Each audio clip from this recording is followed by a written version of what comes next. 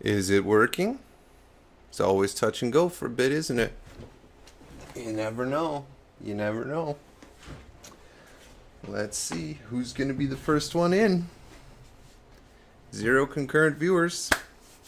That's how we like it.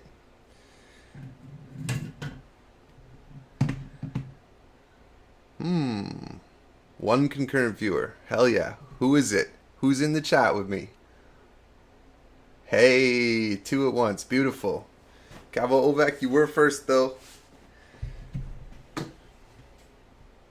Welcome to the stream, guys. Welcome to the stream. We'll wait for a few more people in the chat and then we'll open this bad boy up, see what's going on.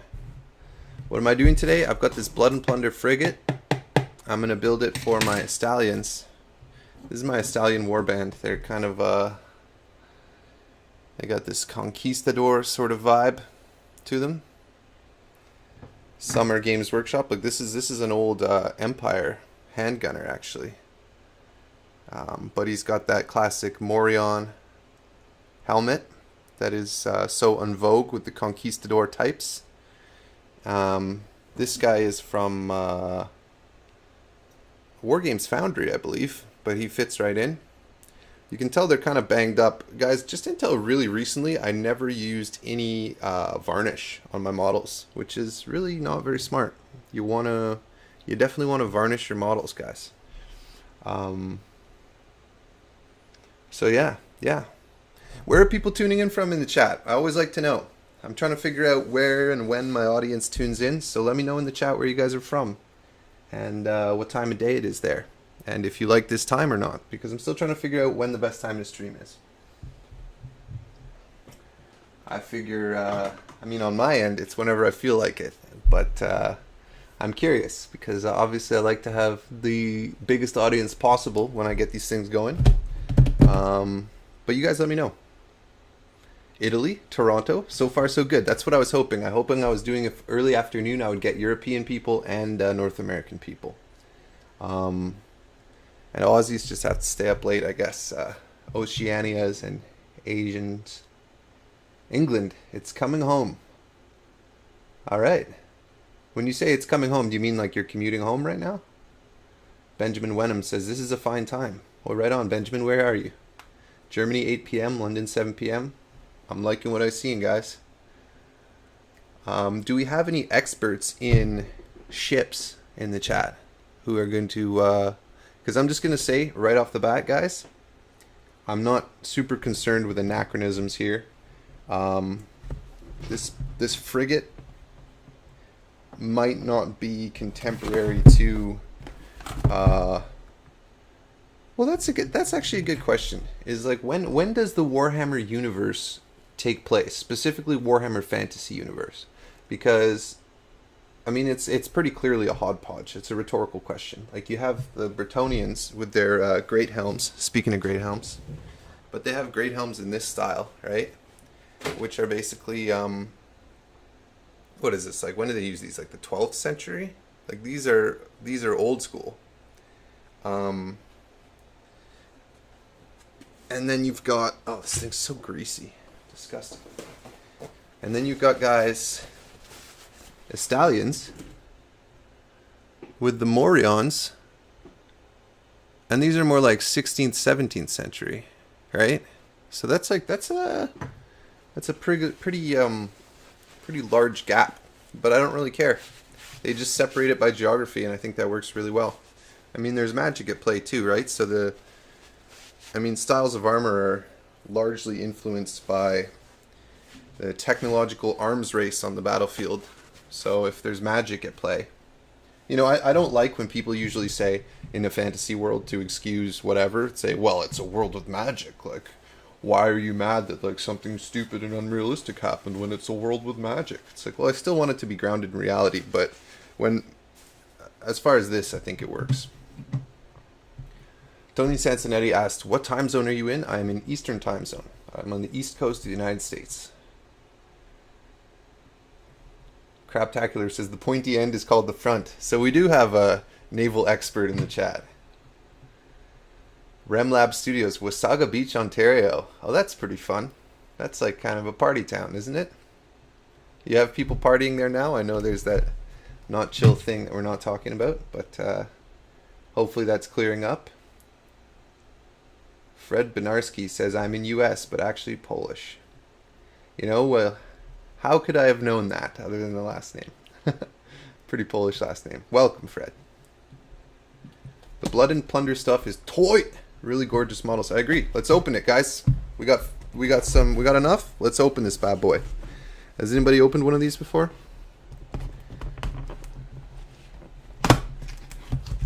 Severus Bolson said those models look like the Spanish Tercios and the Conquerors. Oh, how beautiful.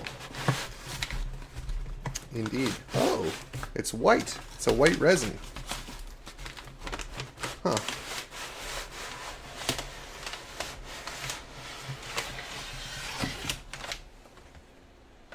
Make sure there's nothing in the box. Cool. Cool, cool, cool.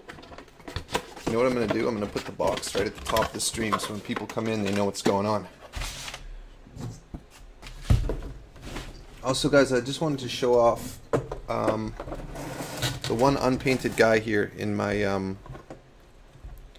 Estalian Warband. I really like this guy. This is like a little halfling named Chorizo, and he's from a company called Grimforge Miniatures in Italy, and I did an order off them a couple weeks ago, and so far I'm really happy with the models that I got from Grimforge. If you guys were here a few streams ago, or maybe that was last stream, no, two streams ago, I was doing a Jester, and that was from the same company. And this guy's really good. It's got a nice old hammery style. It comes in metal, which I really like. Hey, I made it to one. Nice, says Hio's World. Yes, you did. Welcome. Reggie Schildmeyer says the Estalian rules are from the Warhammer Army projects. Well, if you're referring to the thumbnail, that is that's just, yeah, I think that's what that is, but I've never actually played with those rules. I'm going with Mordheim rules, and so what I'm doing is just I'm using the rules for just like one of the main gangs. I'm getting confused which now. Middenheimers, I think, the ones that are like more merchant like I don't want to get embroiled in like you know, homemade house rules when I can just sort of proxy them for the Middenheimers, because, you know, Mordheim's already unbalanced enough, so why accentuate the imbalance with some rare and likely under-tested rule set when you don't have to. The real Lomoschenko says, are you close to the fortress being finished, Eric? I assume you mean the Chaos Fortress? And the answer is yes, I'm very close. And I was going to release it this week, but I snuck this other one that came out today out in front of it in terms of main videos on my channels. But I'm actually splitting that video into manageable chunks, but one of them is very close to being ready. Maybe Monday? We'll see. But that will not be the finish of the project. It's just the next installment, but really exciting. So, I think I told my brother I would text him when I was about to go live. Or no, I didn't tell him I would. I told him I was about to go live, and then he sent me a text saying, text me when you're about to go live. Stuart, if you're in the chat, I'm live. Marienburg. Thank you, Benjamin Wenheim. That's the one. Marienburg. Did everybody go watch my my video on the main channel that I posted today? I'm a little bit concerned that I'm counter-programming against my own self, cannibalizing my own views. But let's not worry about that. We're here, we're live. All right, so right off the bat here, we've got a bunch of metal cannons. And these are, they look very small compared to the Empire Great Cannons that I'm used to, but that would make sense, right? I mean, you have guns of all size on a ship. And then there appear to be a bunch of laser cut pieces that excuse me, that represent the, what would you call these, spars for the rigging? What do they call these pieces that hold the rigging? Call Me Clayface says, is that Eric from Eric's Hobby Workshop? Yeah, that's me. This is my channel. How did you find... Of course it's me. Yeah, welcome to the channel. I'm a little confused by that, to be honest. But yeah, it's me. Welcome. There's white stuff on my hands. You guys, I don't know if this is resin powder or not, but it's tickling my nose, and that's bothering me. But let's look at the hull of this bad boy. This is beautiful. This is a really cool piece. There's even, I don't know if you guys can see, there are nail holes in between the planks. The gun holes don't actually seem to go through, but is that something that I'm supposed to punch through? Is that just a very thin bit of resin? I think it might be. Let's see. Alright, I guess I could always use a knife like a human being. But I don't think we're there yet, guys. What did I just do? Oh, I zoomed in. That's right. Justin Priest says, Eric, guys, this is the one warning you're going to get. If you leave the comment Eric with just one question mark, I will time you out for 5 minutes. This is a one warning. That is a forbidden comment.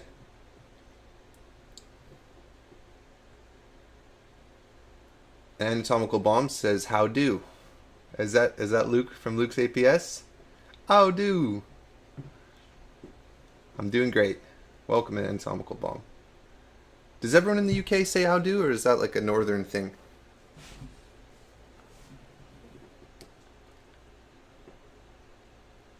Craptacular says smaller guns are typically above the freeboard on the ship. Explain that to me like I were a baby. Which part is the freeboard? I don't know what the freeboard is. Freeboard sounds like a X Games event.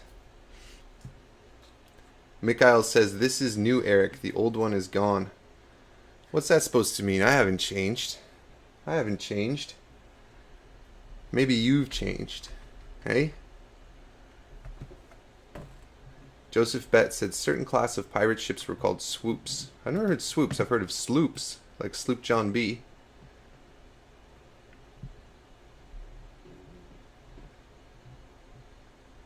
James Keegan said, hi Eric, glad I could tune in while I'm supposed to be working. Uh-oh. You know what I used to do, guys? I shouldn't admit this, but I had a really boring job for the summer one year. And I was supposed to be reading these PDF documents and analyzing them. And I'd be like, I'd come to work so exhausted, and I'd literally have an audiobook on my headphones and just be with my, like I was sitting in a cubicle, and so my supervisor would like walk past behind me, and I was so tired I'd have my eyes closed and I'd be listening to an audiobook and just scrolling with the scroll wheel down the PDF so it looked like I was reading. Isn't that demented? Yeah, not my finest hour. But I know all about slacking while you're working from that job. Benjamin Wenham says northern. Okay, cool. Namyoung says the part without a roof. So that would be amidships here, right? Am I saying that right?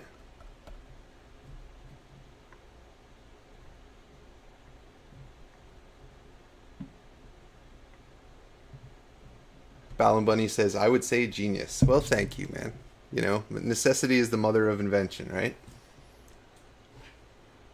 Tony Sansonetti says, I wonder if people think you've changed because you didn't make this boat from scratch. I, for one, love the different style of crafts you're working on lately. Diversify your trade. So, here's the thing, guys. I am, actually, I have here. I started making a boat from scratch, and I'll probably finish it. This I started actually a long time ago. But yeah, what I'm making, actually, I might as well just tell you guys. I'm gonna make a giant table section that's going to be like a riverfront full of quays and stuff like that. Full of docks, full of all kinds of things. It's going to be absolutely wicked. And there's room for more than one boat. Okay? If you guys want to see a homemade boat pull up, maybe it will. You know what else is going to pull up? Spoiler alert. Maybe this guy right here.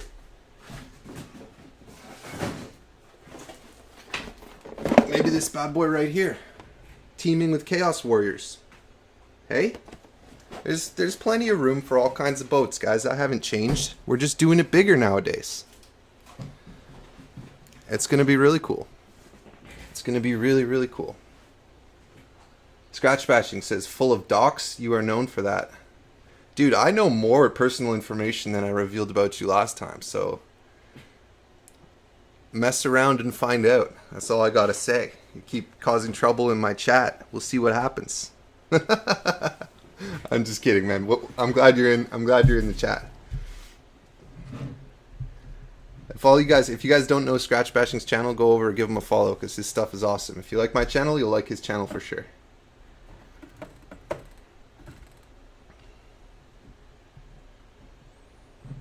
Winston Johnson says, I have 2 of those Revel Viking ships. Very cool, man. That's enough for a little raiding party. You can trap somebody in a set of straits with 2 ships. Okay, awesome. Look at this, guys. I was really hoping it would come with some information about the rigging. I don't know how easily you guys can see that.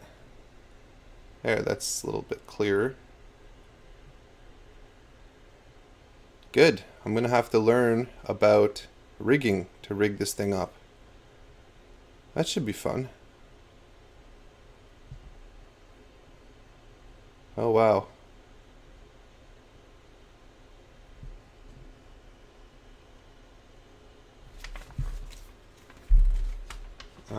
Sloop. Yeah. It's brigantine. Which one do I have? I've got the frigate. There we go. This is the one. That's more like it.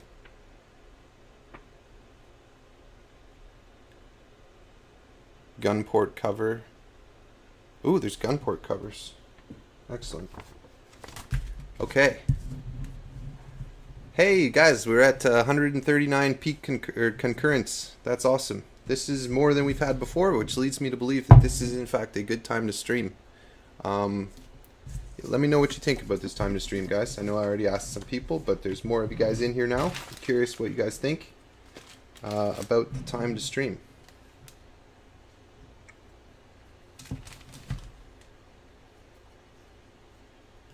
So, are there actually instructions or just sort of this? Just leave me alone with this. And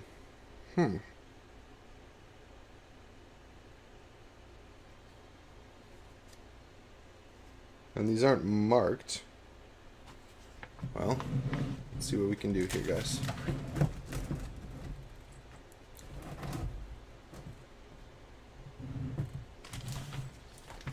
James Keegan says, gotta get that work from home audience. I assume you're in North America, James Keegan, because my European folks are home from work already. But yeah, I think early afternoon is good because you can get to both of them. That's what I'm thinking. Tony Sansonetti says, now and later at night EST are both great times to stream. Yeah, I think I'll continue to. I like doing the streams kind of right before I go to bed too, kind of at the end of the night to unwind. So I'll probably just keep doing them at all times, but I might, as a fairly regular thing, do Thursday afternoon because I think this is a good time. I know Miniac goes live on Fridays. And I don't want to counter program against him because sometimes I like to watch his streams too. And Fridays are sometimes more hectic for me. But I think Thursday might be a good little niche for me. Julie Finley says, my favorite build you did was the Desert Fort. You know what, Julie? Me too. Me too. That was a big, crazy project that's impossible to store, but sometimes you just gotta say out the window with modularity and make something big and crazy. And definitely have more of those on the horizon because I have more space now. I have no excuse to not do these impossible to store giant projects, and I've got lots of cool ideas. So stay tuned for that. Broadsword Wargaming's in the chat. What's up, Ollie? Welcome. Nice to see you chipping away. Thank you. Thank you.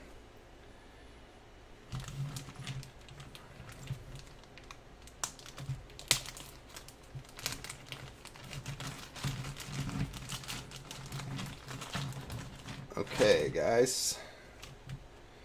This is freaking me out, I'm not gonna lie. I'm really nervous to rig this ship. Like, it seems pretty hardcore. Sizzle, does Mrs. Hobby Workshop approve of these big old builds? Well, you know, when we lived in a small apartment in Brooklyn, she definitely was less thrilled about them. But now, she won't even know about them unless I tell her, because I'm in the basement. It's like a dank lair down here. She has no interest in coming down here. So we can get away with whatever, guys. I can turn this whole basement into one giant diorama. And she wouldn't know unless I told her.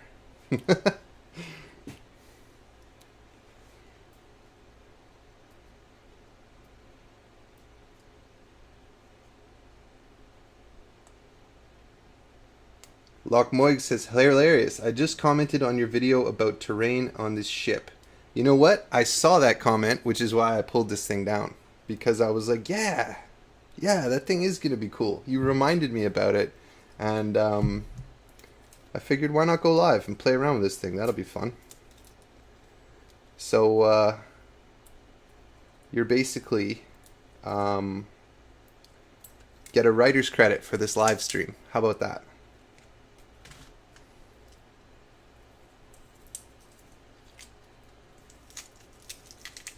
Rigging can be intimidating, but it's not that bad. I've done 4 of these if you need help. Yeah, I'm pretty confident I'll be able to handle it. I appreciate that. But the one thing is, complex tasks are more difficult while live streaming. So we'll see. Yort says, what material is the main part of the ship made of? It is made out of resin, as far as I can tell. I've never seen this white resin before. Ooh.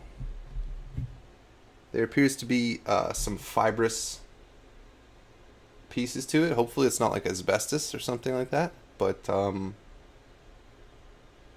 sort of fibrous white resin. It does feel very sturdy and the detail is good.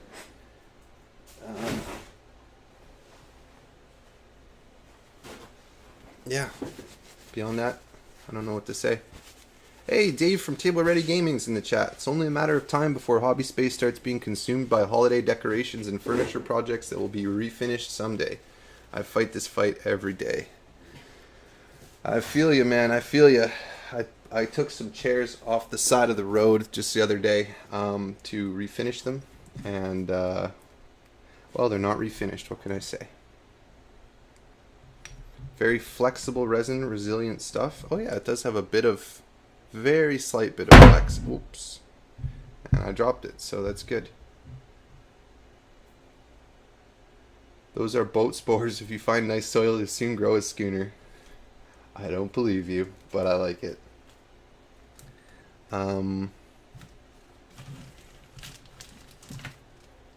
Geez, guys, I'm kind of intimidated. You know what? I might actually switch gears here and just touch up my battered-looking Estalian Warband, because I can do that more easily on stream. Is that a clickbait move? Is that bait and switch? Would you guys mind if I do that? Let me know in the chat.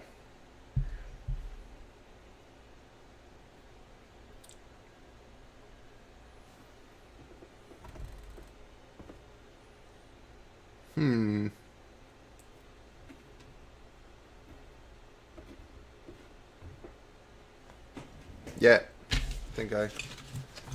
Drow says, I mind. Lockmoy says, switch. John Sporong says, you go, girl.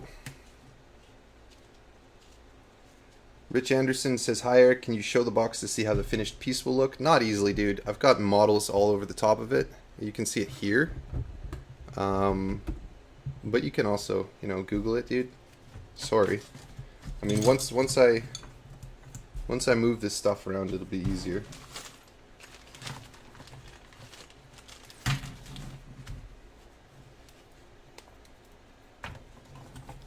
Has anyone played Blood and Plunder? Obviously Lochmoig probably has, but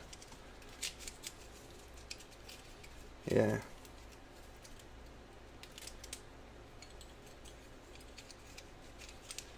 S90 says, do what you want, Eric. We're here for you, not a specific model.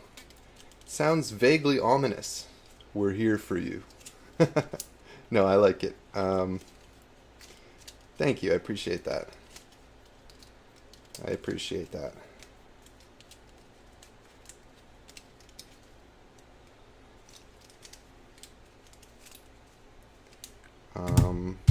Cool. Well, I'm going to put this a little bit aside, grab my wet palette, and we'll keep on going. Has anybody seen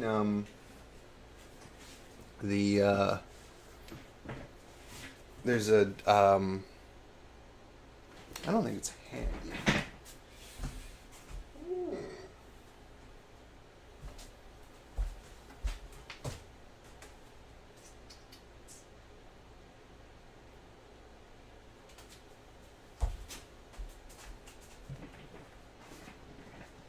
Forget where I put my wet palette, guys.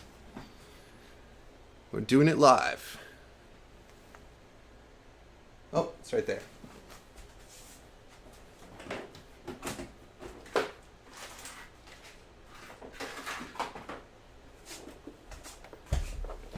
Oh.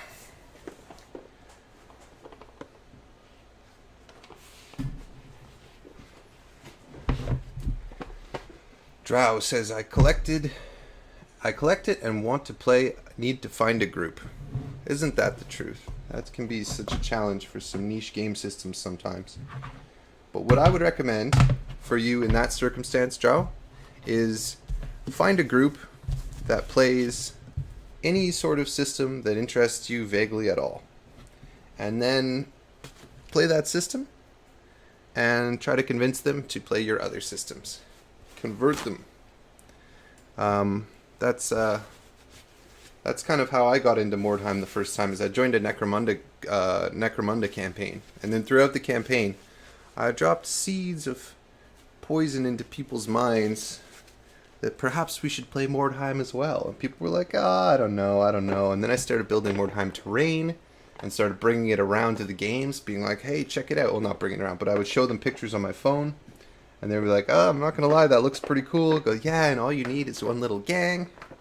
And just bit by bit, you can convert people and make your own gaming group. And it's easier to make a gaming group out of people who are already gamers.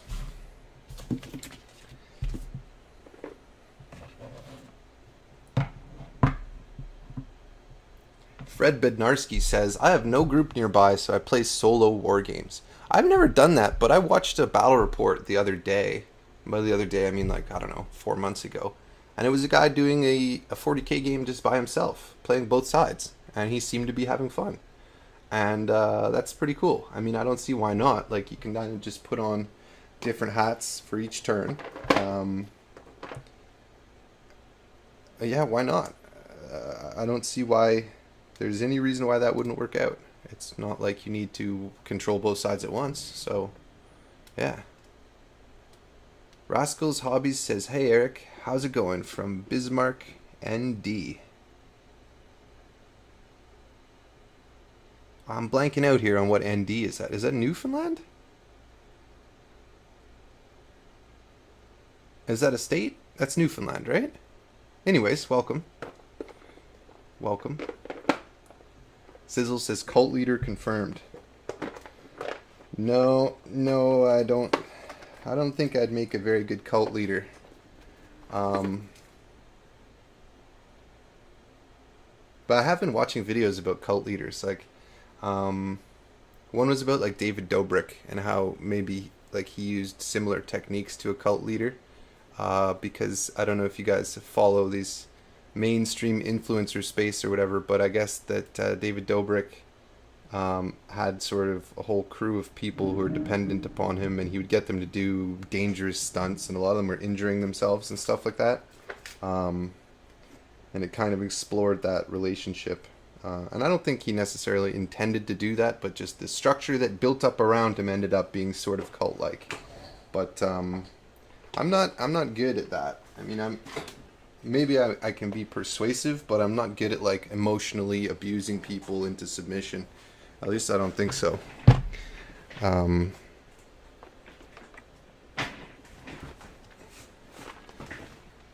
But yeah, you guys got to watch out for abusive groups, you know? I say this, like, this is coming kind of from, I used to do martial arts a lot, and there's, you got to watch out for when people use the words family, but they don't invite you to Thanksgiving, for example. You know what I mean? Like they say, oh, we're a family, so I want you to do this unpaid labor for me. And then on Thanksgiving, you don't get invited to have Thanksgiving dinner with them. If you were truly family, like, I'm not saying that you can't have groups that are like family, groups of friends that are like family. But if they are like family, you'll be able to know, because you will spend important moments together. You'll be there at crucial moments, but be wary of people just saying the words family to you to manipulate you and get you to do stuff for them, because those people are out there, guys. And I want you guys all to protect yourself from energy vampires, so to speak.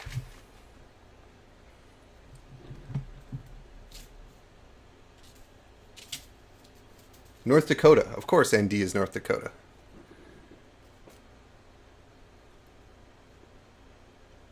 Short Boxing says, what martial arts did you practice? Well, I did Taekwondo for many, many years, about 10 years. I got a second dan in Taekwondo, and then I switched and started doing mixed martial arts and Brazilian Jiu-Jitsu.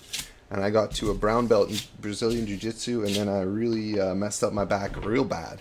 I herniated L4, L5 disc in my lower back, and I couldn't even walk for a while. It was really bad. I mean, I could walk, but it was like a hobble. It was really, really, really bad. So I haven't trained jiu-jitsu in many years. I enjoyed it a ton. It was not necessarily jiu-jitsu that injured me. I was doing a bunch of other stupid stuff as well. But yeah, that's what happened.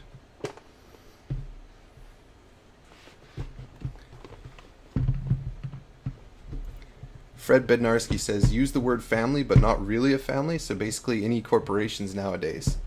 Well, I mean, corporations, guys, I know a lot of people just instinctively have an instinct to be loyal and stuff like that, but reflect the level of loyalty that you're getting in return. That's all I can say. That's my deep life advice for today, is don't be loyal to somebody who's not loyal to you, whether that's a corporation, whether that's a person. It's good to be loyal, but it's not necessarily admirable to be part of a relationship that involves one-sided loyalty. I think that can be really toxic, and that goes for jobs as well as personal relationships. So if your job would chuck you to the curb at the drop of a hat, then you should be willing to leave that job at the drop of a hat. But what am I doing with all this serious advice, guys? That's why I haven't finished my coffee, so I'm in a weird mood. Ken Lipson says, so we can't threaten to beat you up? Well, you can threaten, but I might not be scared. Woo1 says, GSP. Yeah, I used to love GSP growing up. Canadian boy that I am, training martial arts. Of course I love GSP. Absolute legend.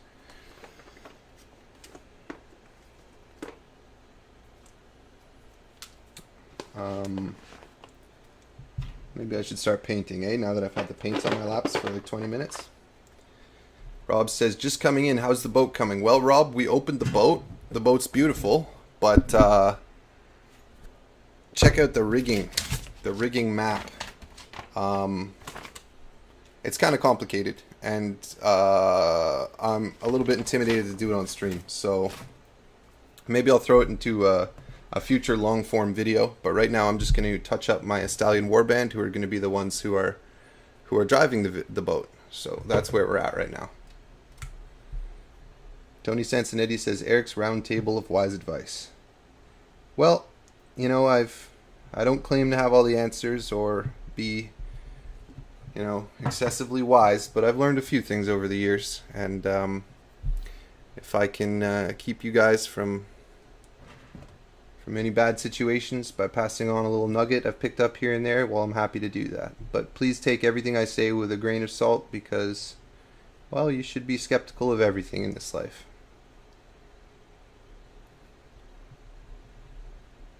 Morgan Harris says, hello, Eric. Hello, Morgan. Welcome to the stream.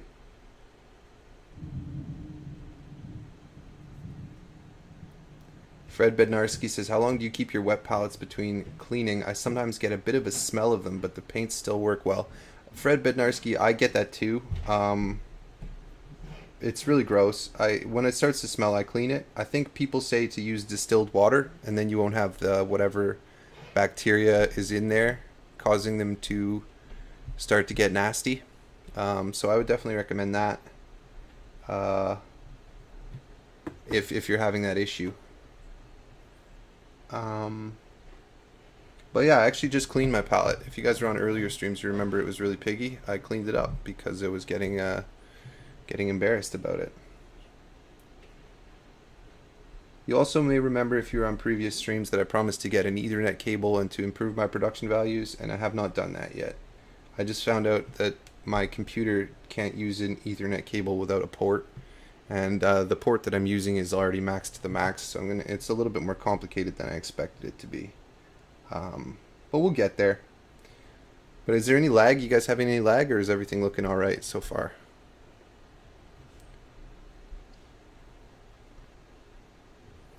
Anashi Last says, hey all, welcome Anashi. Fan Rose says, hello, smiley face, good to finally catch a live stream, smiley face. Yeah, glad you're in here. Glad you're in here. It always makes me sad when people say, oh, I missed this one. No, there'll be more, guys. There'll always be more.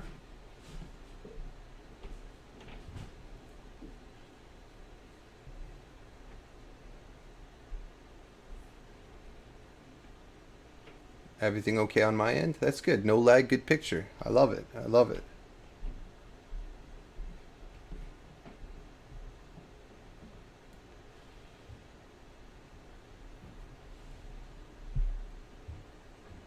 Norden Vanden Bulk says, you could also add a couple drops of isopropyl alcohol to your wet palette. Kills all bacteria. That's interesting. I would be a little bit concerned about how that would react with the mediums in the paints. Alcohol is like a solvent that might have some adverse reactions depending on the paints you're using, wouldn't you think? That's what I would think. But if you've done it before and it works, well, it's worth a shot, I'd say.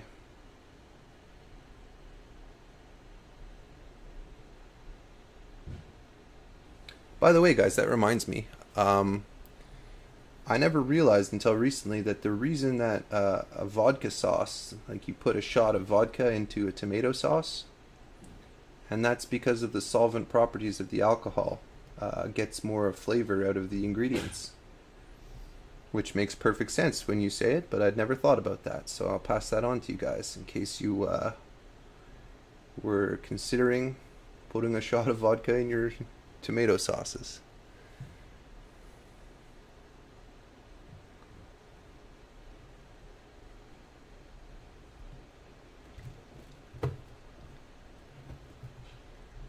Aaron H.W.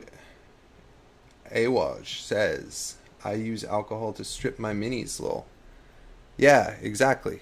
I do too sometimes. Metal minis, I like to use acetone, but for plastic minis, I use alcohol as well. Which isn't to say that it couldn't work on the wet palette, but I would be curious about the effects.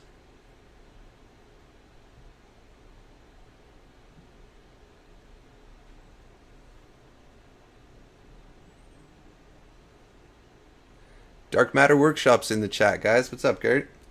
He says, hooray for alcohol. I don't want to get age restricted here for promoting drinking, but I promote cooking with alcohol. How about that?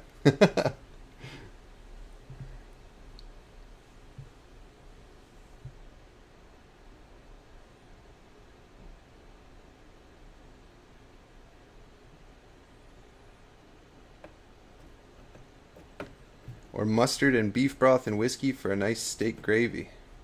Hey, Dungeon Masterpiece is in the chat. Welcome, man.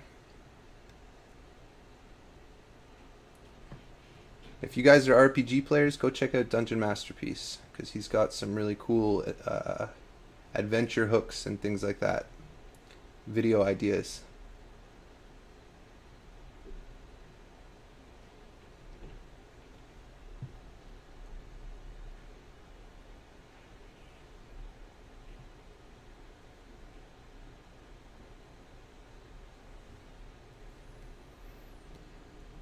Mustard. Speaking of mustard, guys, you know what I found out recently? This kind of blew my mind, is that mustard is not bright yellow like mustard seed, and that the condiment mustard gets its bright yellow color from the addition of turmeric. Who knew? Who knew? Not me, I guess is the short answer.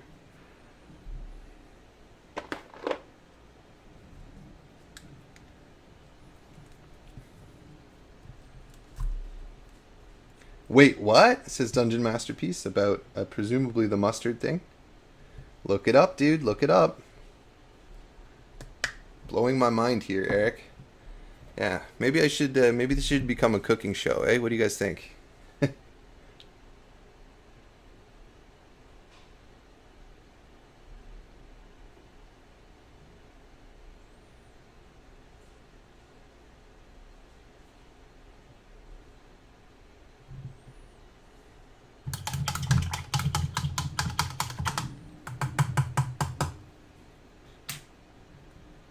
Yep, it's kind of a light brown. It's the default mustard in Central Europe. There you go. There you go. Oreo Priest is in the chat. Mustard and cabbage are the same species. I saw a meme. It's the meme with the spaceman, and the one where he's got the gun behind the other spaceman. He goes, "It always was." And they were talking about vegetables, and he says, "So it's all brassica?" And he goes, "It always was." Yeah, all the cruciferous vegetables are mustard family, right?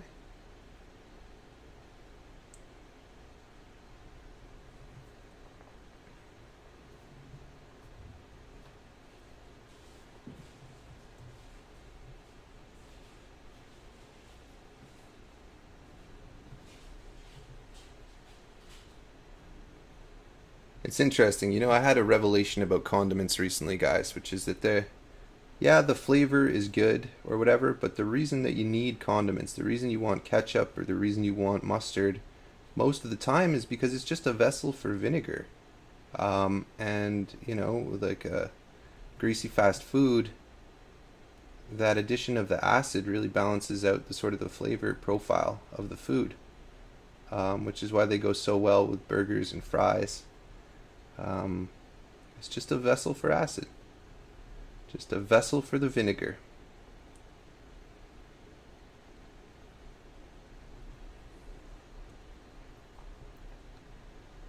Morgan Hare, Eric's conspiracies and cooking recipes. Indeed. Are any of my ancient architecture folks in the chat from the first one?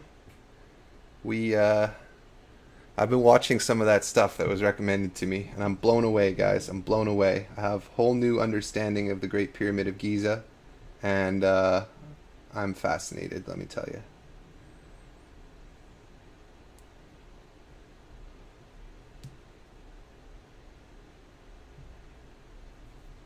It's looking all right.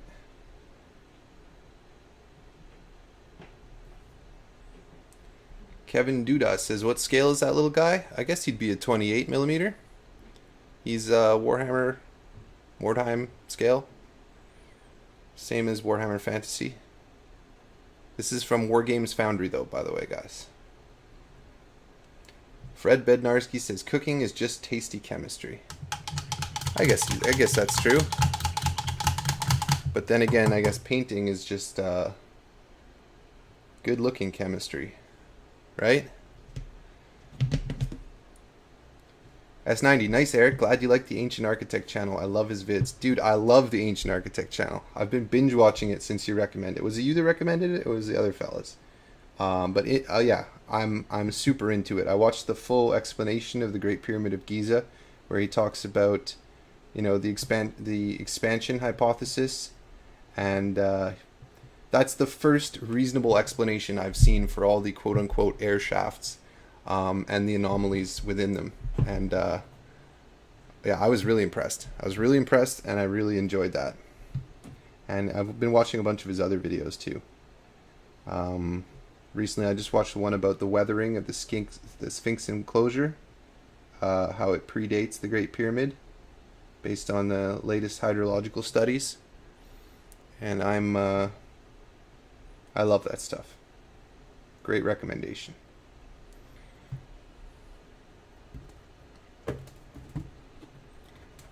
Yeah, the Ancient Architects channel is really good. The guy's, as far as I can tell, he's like an armchair researcher, but he's got he's a geologist by training. So he's very interested in the scientific aspects of Egyptology. He's always, and he keeps an open mind. Like, he'll release a video, and then like a few weeks later he'll go, "I was wrong. Here's some new evidence," and he'll present the new evidence, which I really admire. But it's really good stuff, man. If you're at all interested in Egypt, I would definitely recommend the Ancient Architects channel. These highlights are kind of chunky. That's alright.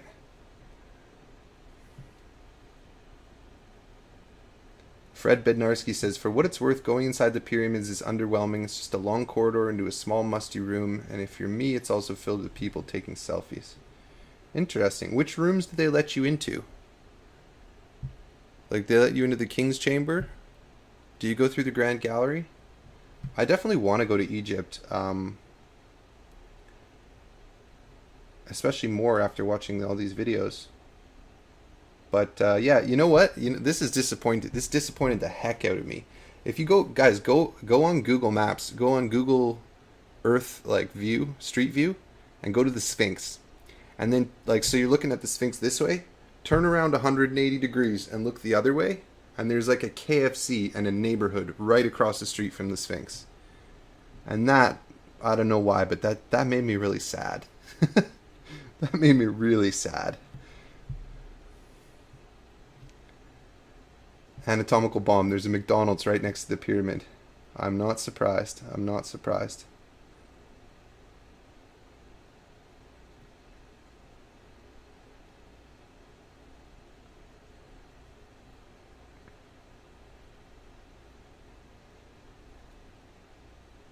Yeah, it was in the smallest of the pyramids of Giza, and super disappointing and not recommended if you are at all tall. I am kind of tall, but I would still go in there. Although I hate enclosed spaces and spelunking and stuff like that, but still, for the pyramids, I would think I would bear it.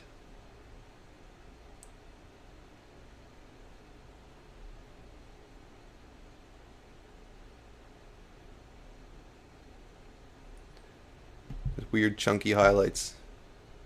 Does anybody else never know where to put the highlights on, like, a piece of cloth? I suppose I could, you know, take a moment to actually think about it, but why bother, right?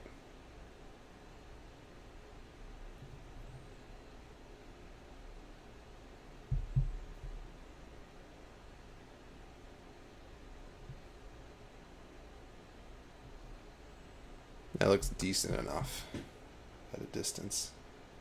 It's got some... Dren the Heck says, "Well, it's a tomb, not a tourist attraction after all." Yep. Yep.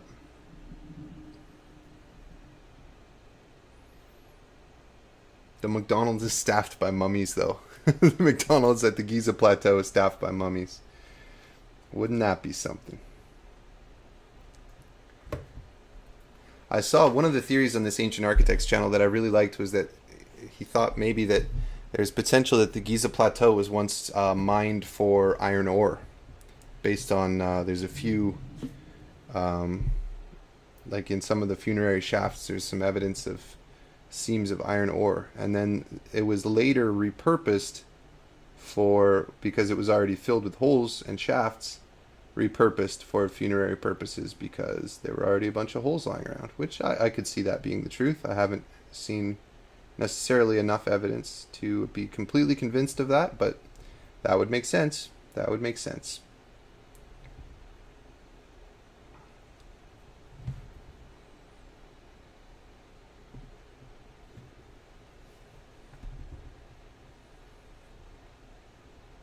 Siggy Christensen said, is Elmer's glue recommended?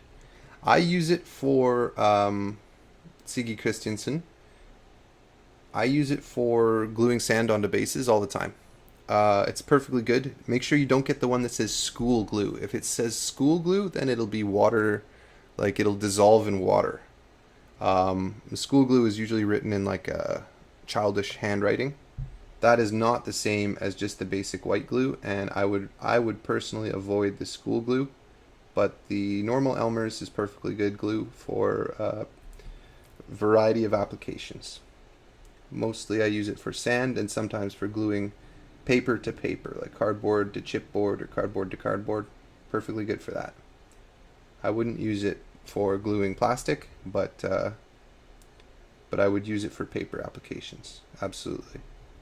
Anything porous enough, because it's a water-based glue, so it needs to evaporate properly in order to bond, which means that if you put it between two layers of styrofoam, for example, the water will never leave. It'll stay wet forever, and it's no good for that purpose, which is why I use Gorilla Glue for styrofoam. Gorilla Glue construction adhesive. Is Elmer's glue the same as PVA? I think it is. I think Elmer's glue is a PVA glue, which is like a polyvinyl acrylate or something like that. Or maybe I'm completely confused about that acronym, but I think it is a PVA thing. Adrian Borromeo says, looks like you leveled up your streaming setup. Nice, man. I haven't changed very much. I just cleaned my wet palette and put another light over here. But if it's looking good, I'll take the compliment, no problem. Yeah, thank you. Here's the cool thing, guys, about if you're foolish enough like me to not varnish your minis, then at least it tends to chip where the highlight color goes, so you don't necessarily have to redo all of the mid-tones and shadows, because it's very difficult to get a chip in an area where a shadow belongs. Not saying it's impossible, but I'm also not really painting to the highest standard here, just kind of a nice tabletop standard. I've got a huge pile of shame, not that I like to call it that, but I got a lot of backlog, and so I don't generally spend a ton of time on each mini. S90 says, Eric, you mentioned your bits box last show. Any chance we could see it sometime? Not obviously. Well, the last bit confuses me, not gonna lie, but it's not really a bits box, it's several bits boxes, and do I like to show it? Not really. I feel like it's kind of I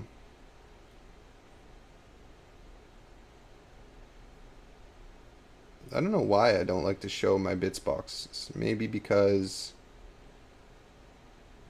it makes me feel bad about it for some reason. That's a good question. I don't know. You stumbled upon a well of strange feelings that I didn't know I was harboring.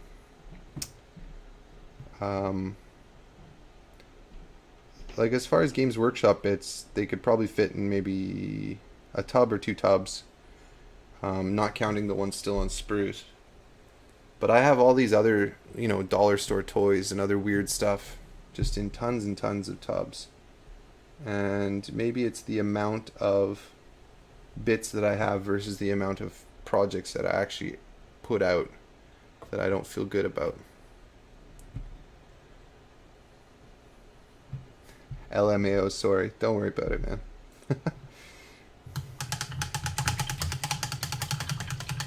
Hey, Steel, I feel like a bits box is kind of personal in a weird way that's hard to explain. Yeah, right? It is kind of.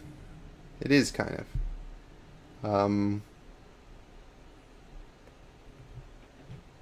Yeah. Isn't that weird?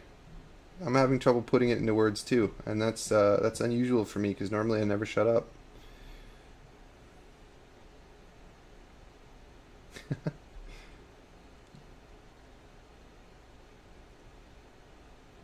Did everybody watch my video that I released today?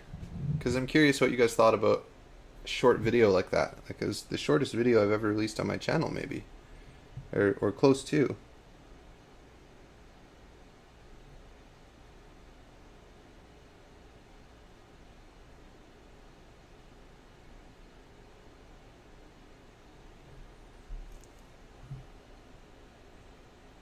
I mean, it does have your bits in it. Heh, says Corey Schrock.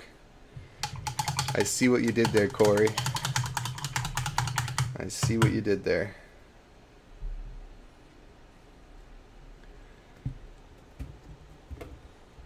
That's looking a little better. Nice and vibrant. Let's do some brown. There it is.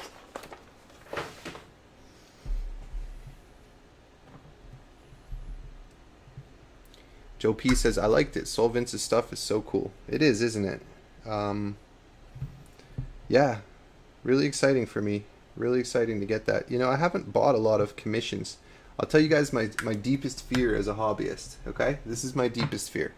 That I toil for decades, painting all my pieces, building homemade terrain, and I have one piece made by somebody else, maybe a commission, maybe Sol Vince's piece, and somebody comes in and I show them my whole collection and they go, I like that one, and they point right at the one that I didn't make. So I've been avoiding getting any commission pieces or anything like that, but I have to say I'm getting over it.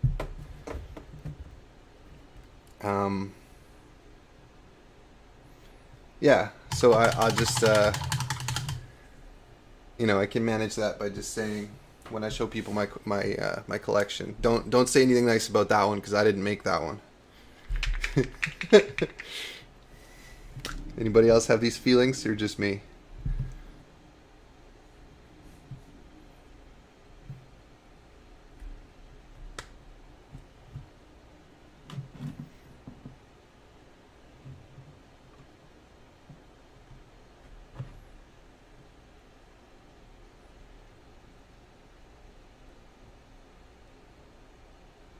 Joe P says, I think your terrain is on the same level as that one. If yours were based on the same Necromunda tile, I think it would look like it's from the same set. I appreciate that.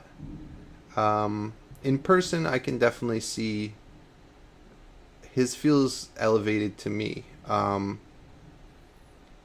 part of that, if I'm perfectly honest with you guys, is, you know, I'm building on a deadline sometimes, and I would love to do more in-depth paint jobs, but by the time the piece is actually constructed, I'm usually pretty anxious to get a video out, and so sometimes I do a less involved paint job than I probably should, because I usually kind of sprawl out the building process a little bit more.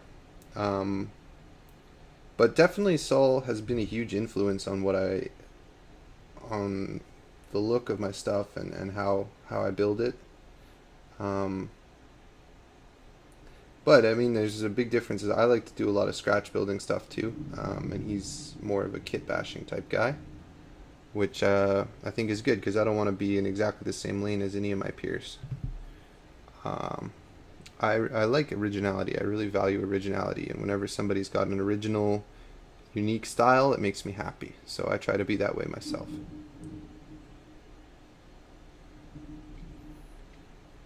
Darren the Hex says, I wonder if the Elder Guardian kit will reach 30 or if they'll be updated in the next 8 years. I'm really afraid of the first option.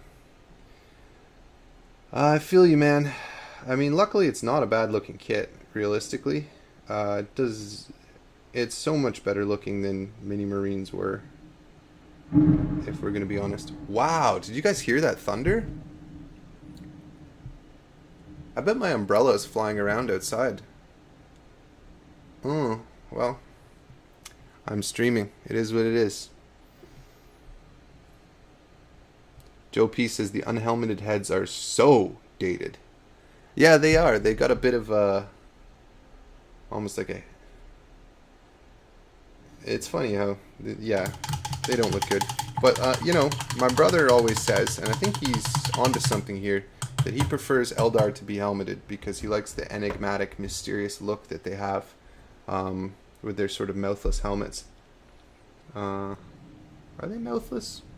Guardians are mouthless, right? Yeah.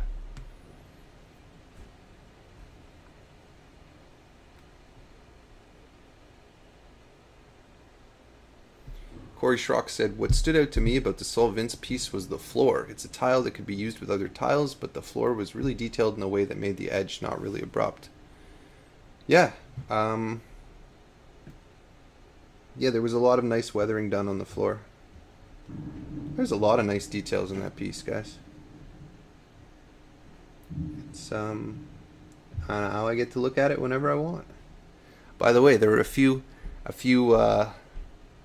hairs, a few stray hairs that might have been pet hairs that were in the box with it, and I kept them. And don't worry, I unboxed it with gloves on. So I have Sol Vince's prints and some hairs of his in case we need to frame him for a crime, guys.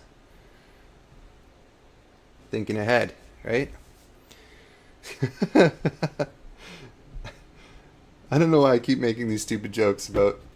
But, you know, Sol Vince is like, when I did my video last year about the 7 terrain makers, I reached out to all the people that were in it and asked me if what they wanted me to put, and I think he's the only one who didn't want me to put his actual name.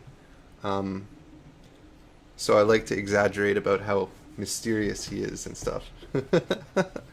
But he's a good dude. He's a good dude. I assume his name's Vince, but it could also be Saul or something like that. Who knows? He's like the Great Pyramid of Giza of crafting, right? Full of mysteries. Clone the hairs. It's the only logical option. Yeah, and watch the hairs be like his cat's hairs or something like that. Get like a freakish like Polyjuice Potion Hermione cat monster. Does my audience understand that reference? I should hope so.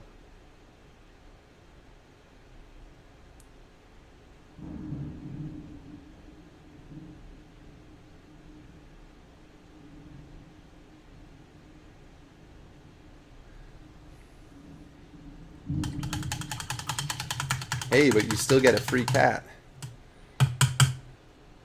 I was thinking of like a Thundercats type, like anthropomorphized cat. Voodoo doll, punish him for withholding secrets. He hasn't withheld anything. Like I DM'd him and I was like, hey, what did you do for this? And he's like, oh, let me tell you, he's a really friendly guy. He doesn't withhold secrets. He's just a good dude who makes good terrain. There's no reason to make a voodoo doll or to frame him for a crime or anything like that. I'm just being weird.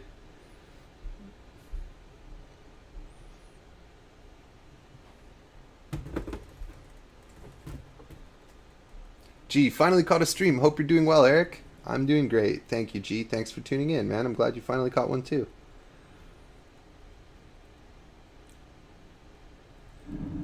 I don't know if it's still the same people who were on here earlier, so I'm going to ask again. What do you guys think of this time to stream? Good time to stream? And feel free to let me know where you are in the chat and what time it is there too, for my research purposes. S90, Eric, businessman, architect, artist, mad scientist. What a resume. Don't forget martial artist, dude.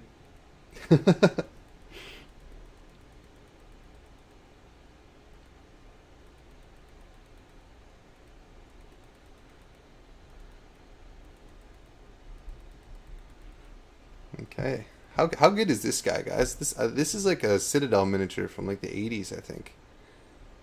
I just love his thumb in the belt posture.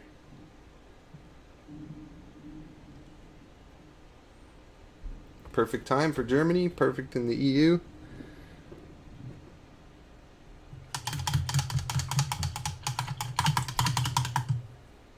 9 p.m. here in Belgium. Perfect time. That's all good, guys. So it does seem pretty heavily slanted towards EU right now. Interesting. I guess North American people still middle of the workday, right? So we got a few people who can tune in during the workday in North America and a few in the EU. I was saying in a previous stream, you know what I have to do clearly? Is I have to stream for 24 hours and see when the viewership peaks.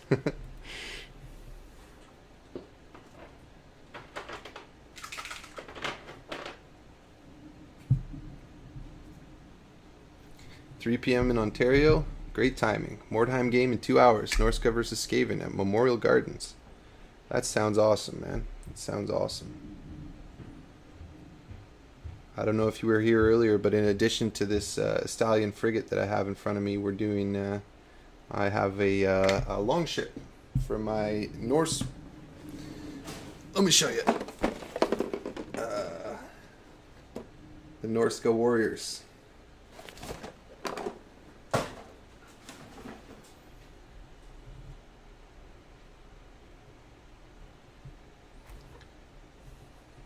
Joshua says, I'm technically working. Technically working or working technically, am I right?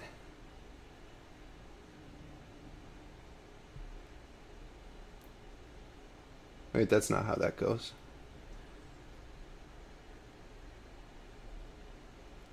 Tom Pert says, watching on a lunch break in the West Coast here.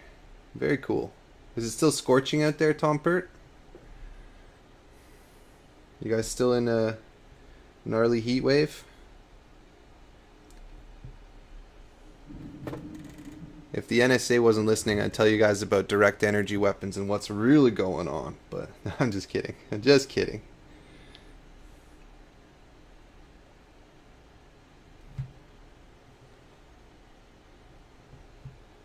Technically working, technically. Running some QA scripts and got this up while they go, and I monitor them. That sounds... that does sound technical.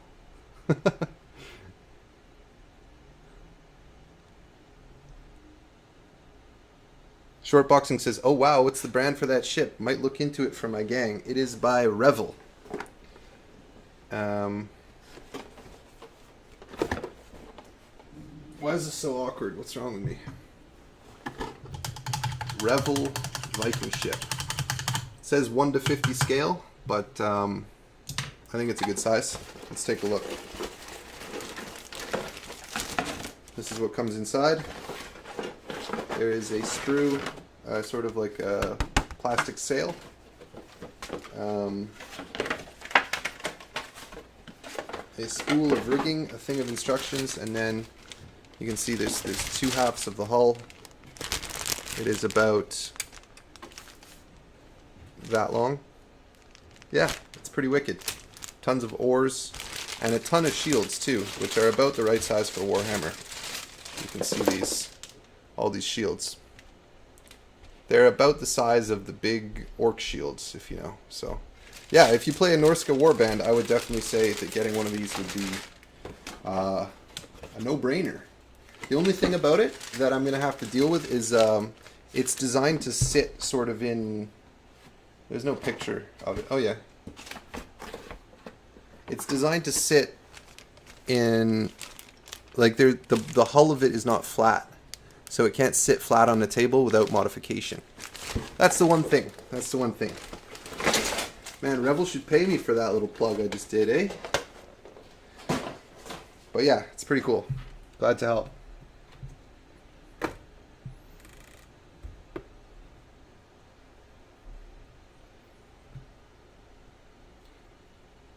They look about the size of Fireforged Northman shields. I can't confirm or deny that. I have never seen a Fireforged Northman shield. But it's a cool kit. I don't think it's very expensive either. I found that in New York, actually, in a model hobby shop in the Upper West Side that had kind of an old sleepy vibe to it, like felt like it was from a bygone era. I definitely like to buy kits from old shops if I can. But I think they have Revel kits at like Michael's and stores like that sometimes.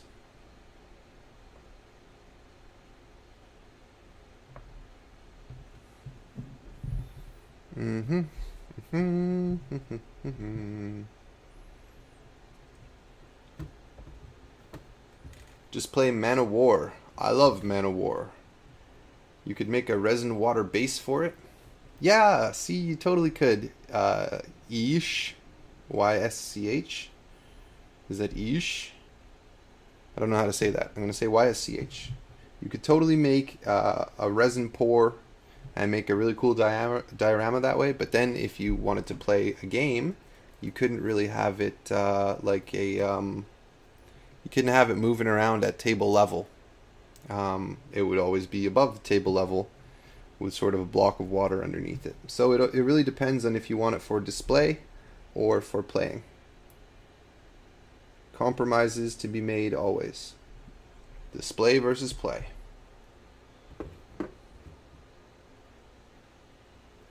Great kit, good gambesons, and the models scale nicely with Warhammer. Kind of a burly / stout, great for Middenheimers. Northern Warrior, I think they're called, actually. Oh, you're talking about the Fireforge Viking kit. Yeah, I've heard Fireforge stuff is really good. I just haven't gotten around to getting it.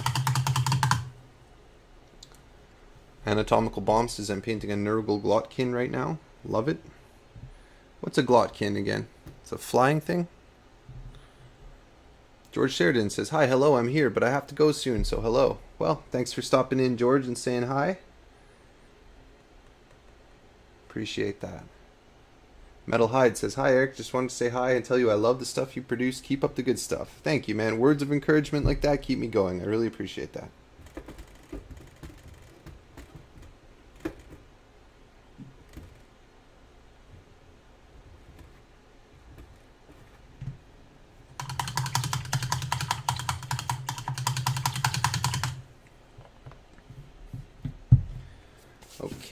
Okay, what are we doing? Let's do some Steel Legion Drab.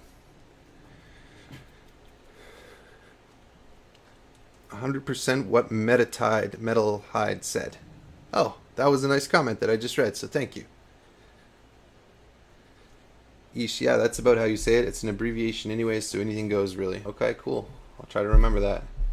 Anders Graham says, what are you listening to? I'm not listening to anything, actually. I'm just keeping my left ear warm, I guess, with these nice SteelSeries headphones. With a cool little thing that comes out like this. I know I showed you guys this before, but first of all, they make me feel like a real professional streamer when I have the headphones on. But like, I just want to show this off because this is so cool. There's like a battery, and then a battery charging in the port, and so you can hot swap the batteries when it runs out of battery. They're pretty cool. Based stream, perfect for base coating 40 Skaven clan rats. Hell yeah, dude. Base coat those rats. I have had a plan to do some Skaven terrain for Mordheim for a while now, and I've been bumping projects in front of it. But it'll happen one day, dude, because I have a really cool idea. That's not the right brush. Beat the hell out of it, eh? Anatomical Bomb says, you need a Yeti mic. That's what every streamer uses. Do I need a Yeti mic? Or do I already have a Yeti mic? Checkmate.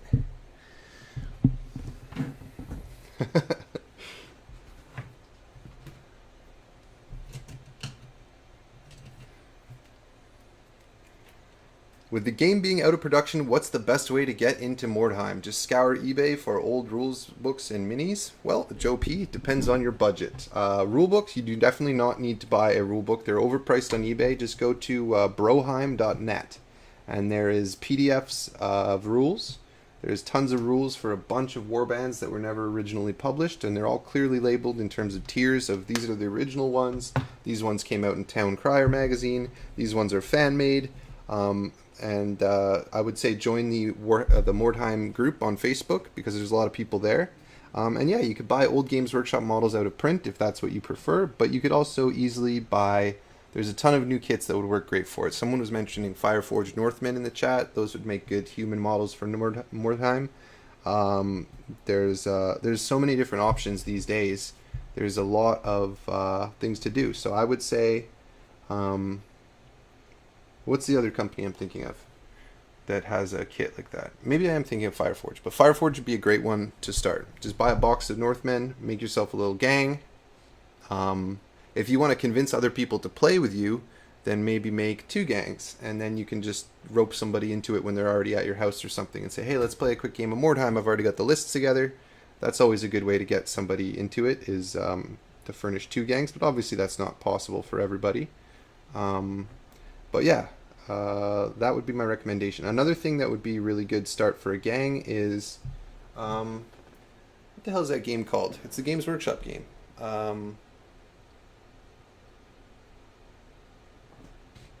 They come in the little red boxes, guys. Help me out here. The Games Workshop game that has little gangs. It's not Warcry. It's the one that has like tiles on the table. Because I just got basically a Lizardmen gang. Dire Chasm? Soul? Not Warcry. Not Warcry, guys. Virginia? No, come on, guys. What am I talking about? Not Warcry. Underworlds is the one. Thank you to James Keegan and Joe P. Underworlds is what I'm talking about. So if you wanted to do a Lizardmen Warband or something, then you could start with the Underworld set for the Lizardmen or Orcs or whatever. But if you wanted to, there's also probably a bunch of 3D printed options if you wanted to go that route. There's a million ways to get into the game. It's real low barrier to entry. You definitely do not need to pay scalper prices for an old Mordheim rulebook. I don't even have one, and I would love one just for my collection because the prices are gruesome, and they've been updated since by FAQs and town criers and stuff. So there's no reason even to want the original press of that if you just want it for rules. So that's my advice for how to get into Mordheim. Hello from France, Eric. Hello, Victor Debatis. Welcome to the stream. Underworlds, all caps. Exactly right, Alejandro Rabago. I think there's a few old kits still available from GW rebranded for Cities of Sigmar. Yeah, Empire State Troops are obviously great models for Mordheim. If they are still available. I don't actually know if they are or not. I would be curious in knowing. Evening from Scotland, says James Isted. Welcome. Let me just catch up a little bit. Shadespire. Shadespire is another one of the terms. Shadespire is part of Underworlds? I think. Is that right? Katz Balaguer says, a background sound while at work. Creator Thomas Piernan just released a grand campaign map for Mordheim 2 in 2020. Did he?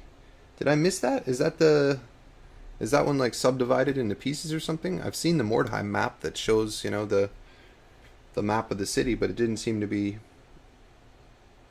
designed into anything for a campaign. But maybe I just wasn't looking for that when I read it.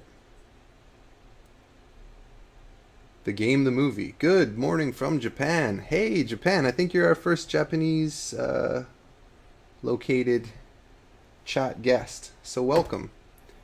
Welcome. I was just watching yesterday about the history of panko crumbs. Did you guys know about this? Panko crumbs are made from bread that's cooked with an electric current, and that's why they're so light and airy.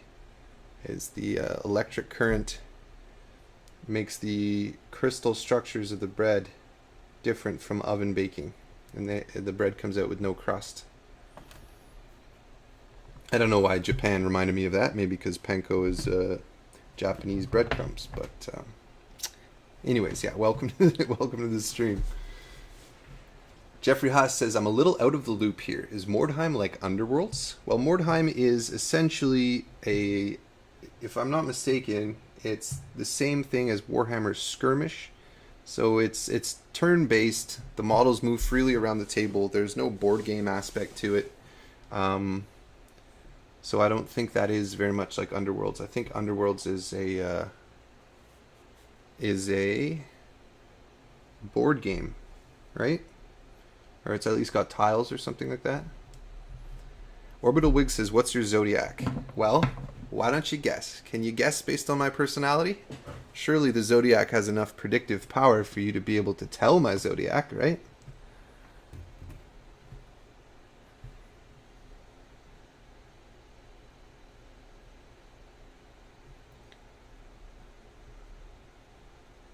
Anders Graham said, do you watch many bread-related documentaries? No, I do not watch bread-related documentaries, but I watch a channel called Adam Ragusia on YouTube. And he has videos about like making pizza at home in your oven. But he's a really good YouTuber, and I kind of admire the way he structures his videos. I think he's a journalism by trade, and he does... So his videos feel more like you're reading a news article or something than they do you're watching a video. Like he's just the structure. Yeah, you guys might not care about this, but as a YouTuber, I'm always looking for, you know, how to structure my videos to make them engaging, to make them retain the audience, to make them communicate the information I want to get across as efficiently as possible while still being entertaining. And I think that guy's a guy that I admire in that space. And because he's a journalist, he's not just a food channel, he actually interviews people. So in this Panko Crumbs video that he did, he does an interview with the guys who, some guys who run a Panko company in the States, and he talks to them about the history of Panko and stuff like that. And I just found it really engaging. I thought I'd share. Gemini, Taurus, Cancer. Nope, none of those guys. I am a Pisces.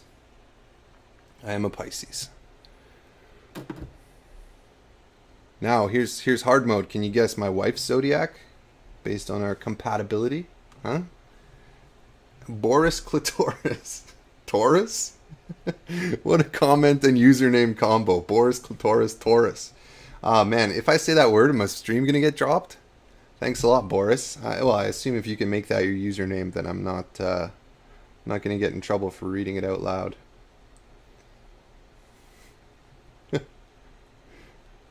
Sounds like an Eminem lyrics. Boris Clitoris, Taurus, driving a Taurus, Boris the Clitoris. All right, I gotta stop. I really do.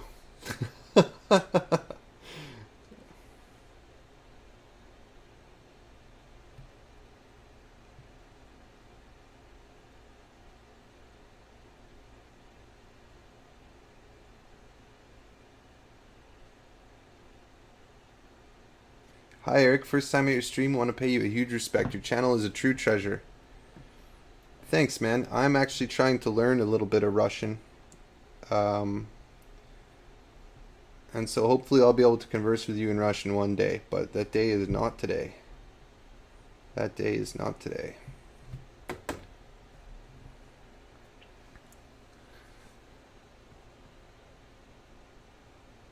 Short boxing bars. Thank you.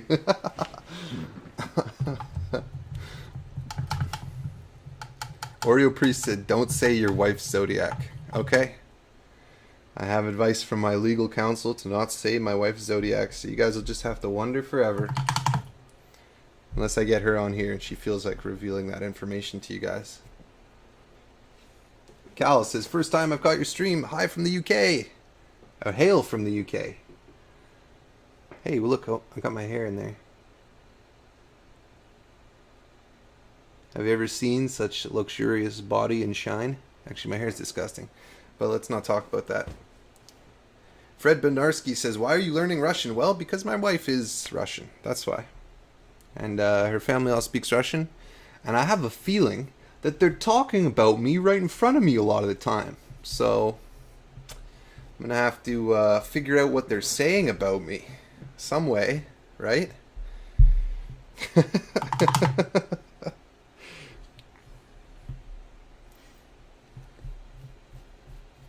Joshua says, a little on the oily side.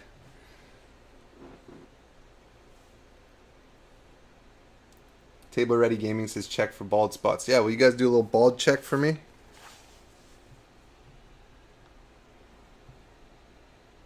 I think I'm good. I think I'm actually pretty lucky in that respect.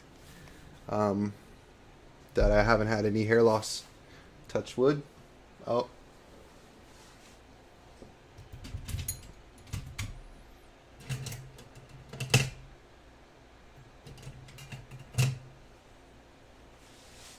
KGB, NSA, you're making friends everywhere. No comment. Russia's gonna be the new superpower once the Arctic melts. Learn it now, haha. Damn, dude. Well, I hope the Arctic doesn't melt that quick. But yeah, Arctic sea lanes opening up might change some dynamics geopolitically. You never know. I mean, what won't change things geopolitically? Table Ready Gaming says, looks good. Thanks, Table Ready Gaming, for the bald spot check. Appreciate it. That's what streams are for, right? Maybe?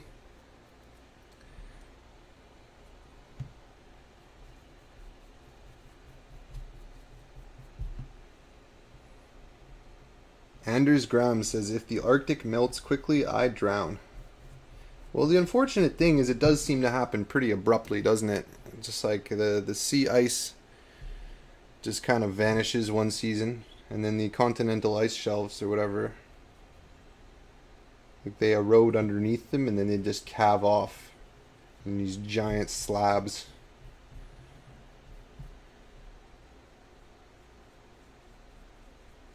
You know what my idea was, guys? Here's my idea from when I was naive and idealistic, okay? Here's what you do, okay?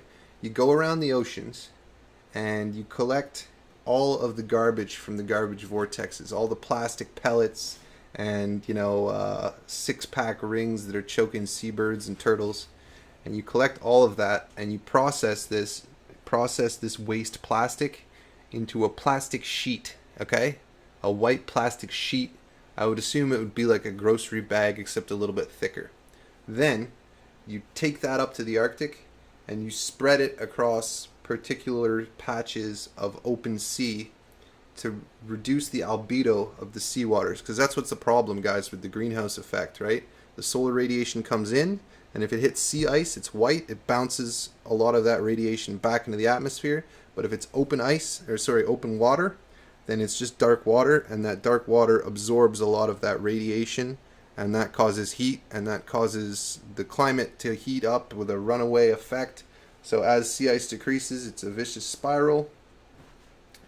So that's my idea. We're going to make a garbage albedo reflector. Hey, what do you guys think? And if you guys become patrons on my Patreon, a portion of that money will go towards the garbage albedo project. Not actually, but if you do become patrons, it's pretty cool. Joe P, I see no downside to this plan. Yeah,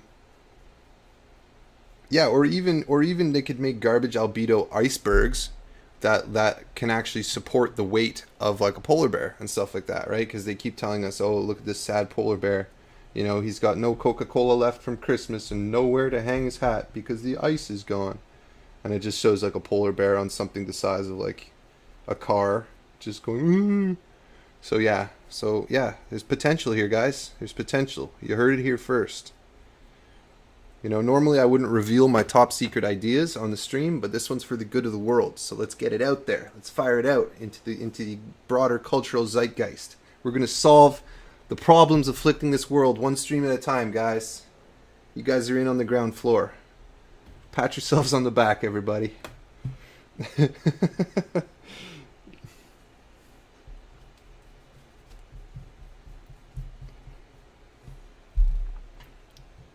Grubnub said, have you ever made anything else with ramen since the video? No, I have not. See, there's this weird thing that happens when you have a YouTube channel, and if the video doesn't do well, you start to just hate everything about it. And that video did not do well, and ramen is not that easy to work with. I might use it for some rubble in the future, but not for making actual load-bearing walls or anything. I don't think it has that much utility as that, to be perfectly honest. It was fun to do just to experiment with the properties, and it is a kind of a cool material that comes out of it, but it was more difficult to work with than just, you know, using foam or something like that. So How did the ramen video not do well? It was gold. It was probably my fault. I probably made just a really lazy, shitty thumbnail that looks really bad. So, oh, I just cursed. Is it the first time I've cursed on my channel? Sorry, guys. I'm trying to keep it clean for all ages.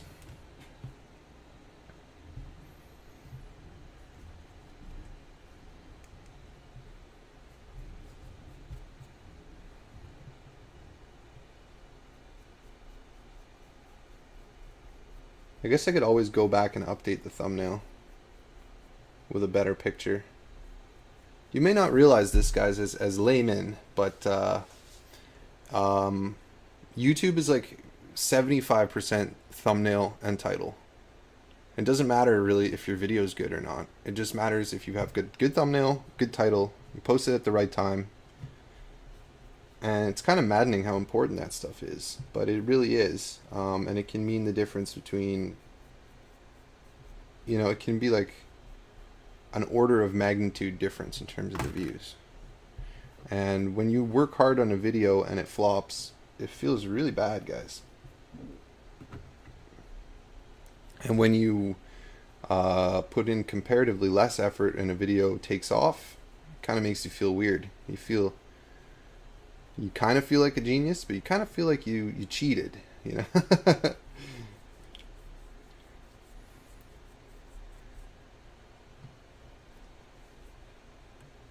Josia says, I'm not reading that.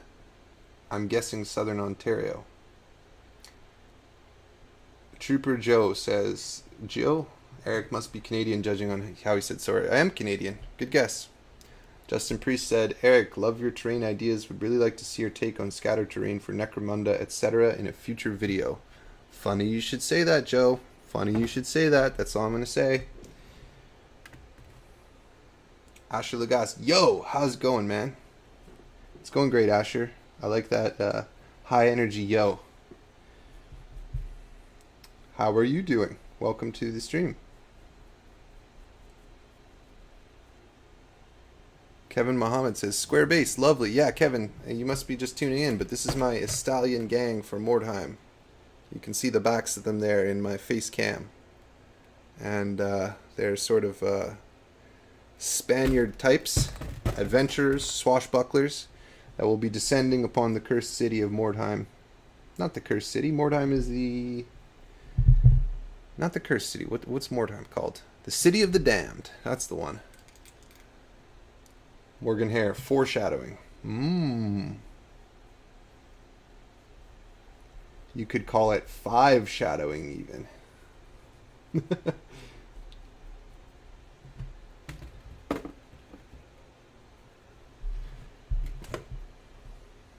City of the Damned, there it is.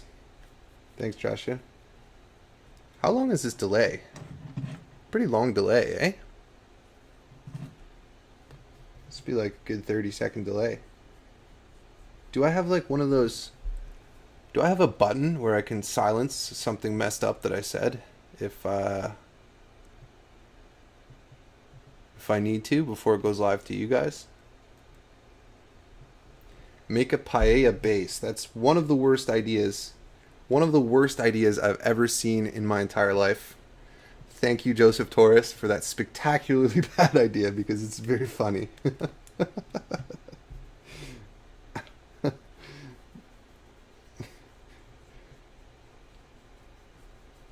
I guess if I'm making terrain out of ramen, why not make bases out of paella, eh?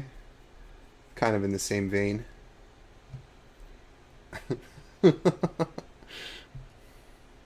Sam says that's an odd looking boat. Sam, I'm assuming you just tuned in where I said I was going to make the boat. The boat's right here. It's pretty awesome. These are the guys who are going to go in the boat. These are my Estalian Warband for Mordheim. I opened the boat with everybody before, and then I took a look at this rigging diagram and figured it's too complicated to get right while on stream with you guys. So we switched gears a little bit. So that's what's going on.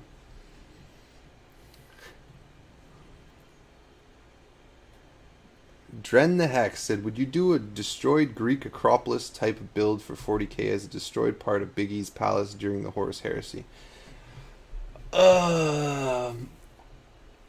Big E's palace is supposed to be so ridiculously huge. Like, doesn't it cover like the entire Himalayas or something like that?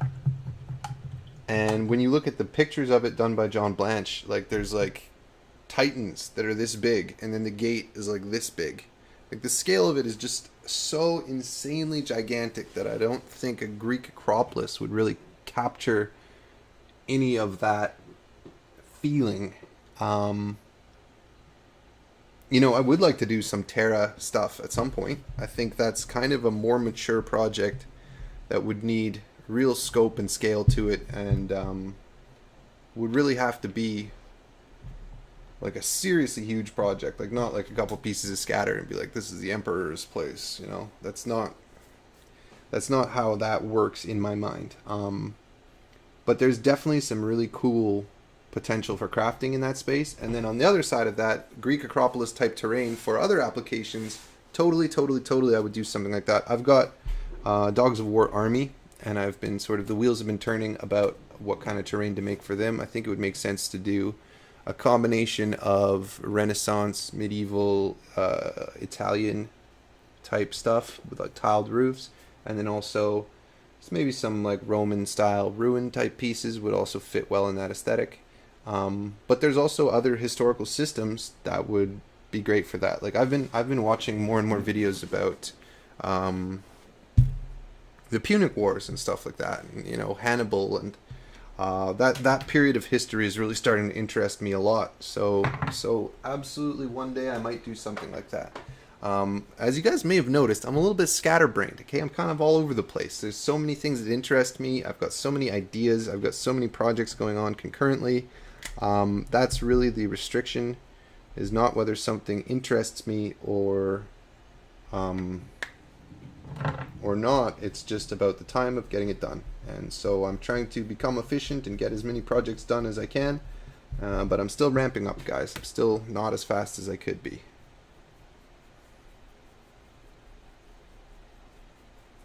And in case you're thinking, oh, well, why are you procrastinating on stream with us then right now? This is not procrastinating, guys. Painting miniatures is an essential part of my process. It always has been.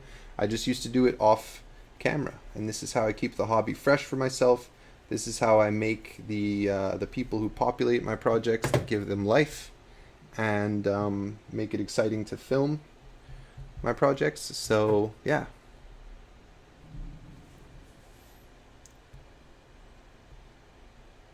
Table Ready Gaming says, check out the History of Rome podcast. That sounds like it could be interesting. I'm not so into podcasts as I am to videos. Like, I like to look at ruins, and or at least look at somebody talking when I'm digesting historical content specifically. Like, I like podcasts that are just guys goofing around, comedy type stuff. I can listen to that stuff, but as far as history, my brain sinks it in better with a visual component. But I will check it out. Thanks for the recommendation. History, what was it? History of Rome podcast. It's pretty easy to remember, but I'll write it down anyways.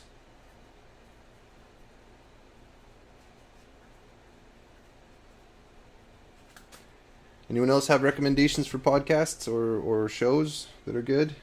And by shows, I mean YouTube channels about history in particular. George Grimes says, is my real name Eric? Let me think of an amusing lie here. Yes.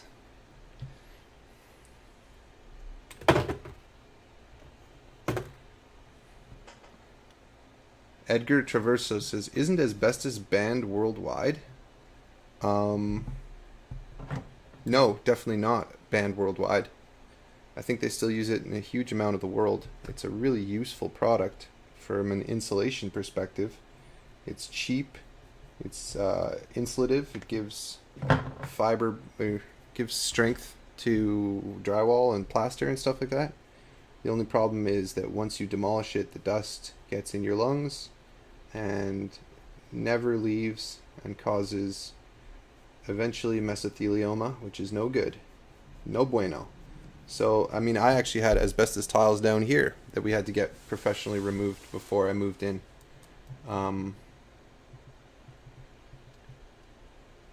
So yeah, asbestos, not chill, but there are definitely other parts of the world where it's still used, I think. I think they still use it in parts of South America and stuff like that.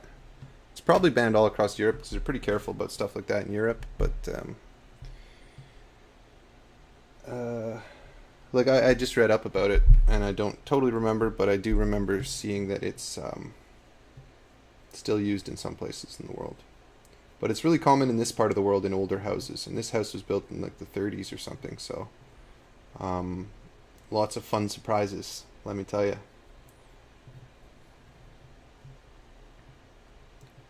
Knight Errant is the best channel about late medieval armor. Well, that is up my alley.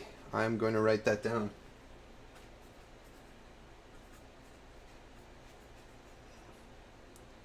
Knight Errant. Yeah, Knight with a Y.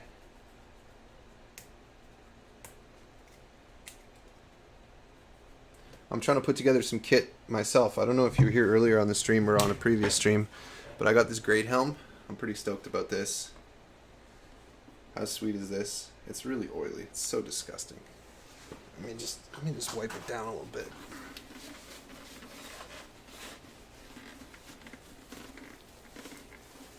Isn't this thing wicked though?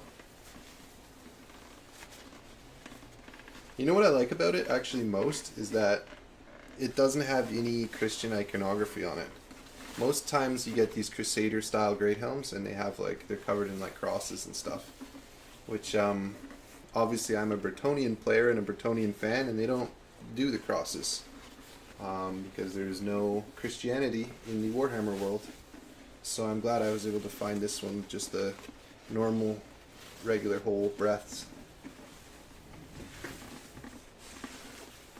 Joshua says, asbestos is exported to Africa. Anders Graham says, if you or a loved one has been diagnosed with mesothelioma, you may be entitled to compensation. Exactly. You guys might recognize those class action suits that are always on the TV and the radio. Because I think they, they used to, like, if you worked in a shipyard or something, just spraying asbestos onto ship linings all day, every day, maybe it didn't turn out so well. Alright guys, let's try it on.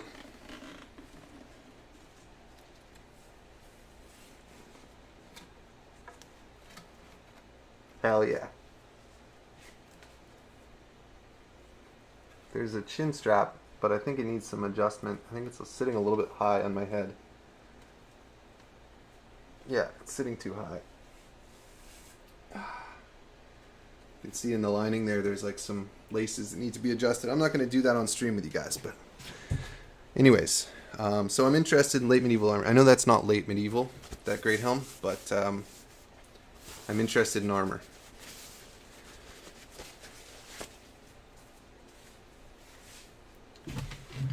You should watch Shadiversity. Explain the history behind armors and weapons. I would heavily recommend it. I know Shadiversity and I like it. I mean, I don't know the guy personally, but did you guys know that he is Jazza's brother? That blew my mind because, two really good YouTubers. What are the chances they're going to be related? But yeah, they are brothers. That's pretty cool.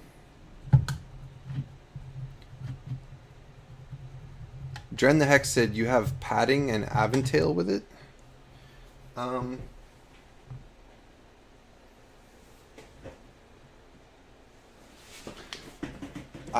bought this arming cap. It looks really stupid though. Like it doesn't look good. It's too stiff. I feel like I need to like sweat in it or something.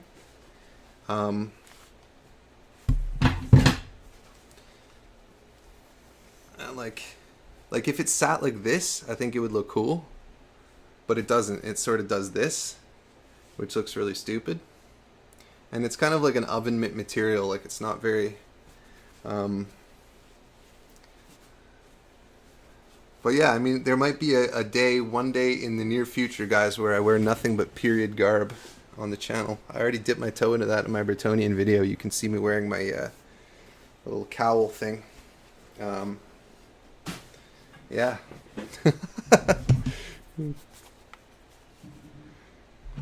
Martin Dragar says, I make chainmail. Just for a hobby, or you produce it commercially, Martin? And do you make butted chainmail, or do you make riveted chainmail? Because I have a coat, like a hauberk of butted aluminum chainmail, I think, and it just like every time you raise your arms, like rings just go like pew pew pew pew pew, like you're Sonic and you just got like ran into some spikes or something. Just. So I definitely would like one day to have a suit of butted steel chainmail, because that, or not butted, sorry, riveted steel chainmail. That's but those are obviously considerably more expensive.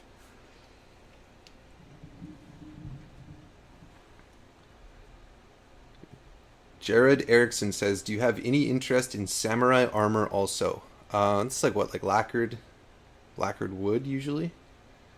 Kind of. No, not really. You know what really interests me actually about samurai armor is I'm interested in how the faces, when they have a lacquered mask with like a mustache and like the dimpled face, and like it's just like a really scary face that doesn't look real. It looks like an archetypal portrayal of something scary, and I'm interested in that because that's how I feel old hammer miniatures look to me, like an old hammer troll, like a an early 90s or 80s troll from Games Workshop. It doesn't look real, it doesn't, but it does, there is something about it that looks archetypally monstrous. Like the so I'm interested in that because that stuff kind of hits different than like photorealistic scary things. Kind of in the same way that I think that like monsters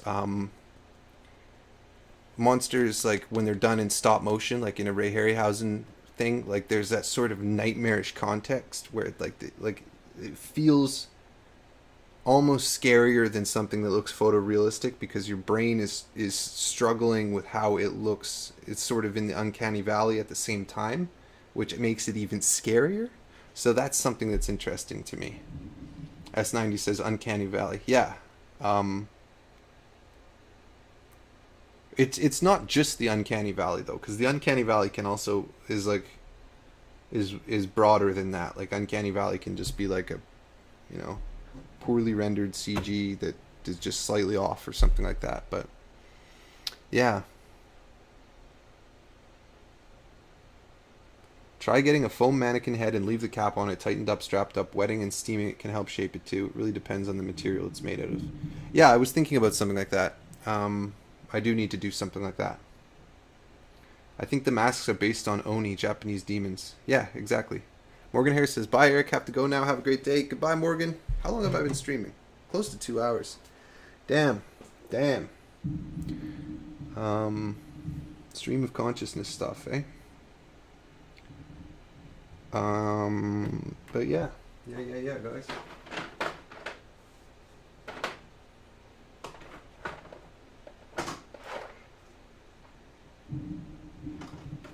I don't know if you guys can hear that, but it's thundering like crazy outside.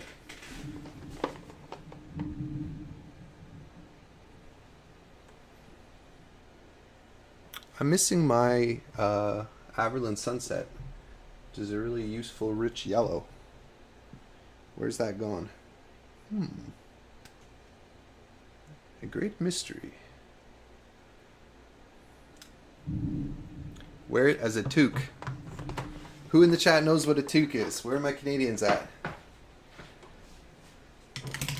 That's like one of the weirdest things about America, the United States in particular, is they call what I call a toque, a winter hat, they call it a beanie.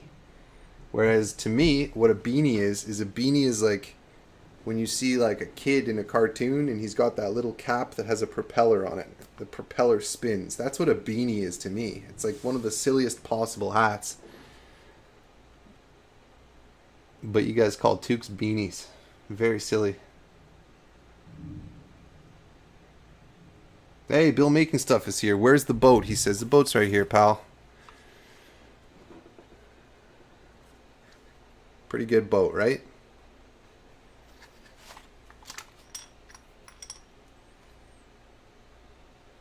I decided the rigging was too complicated to do on stream, so we're just painting Estalians. Can zoom out a little bit. You can see. Actually, is the guy who asked to see what the boat looks like when it's done still in the chat?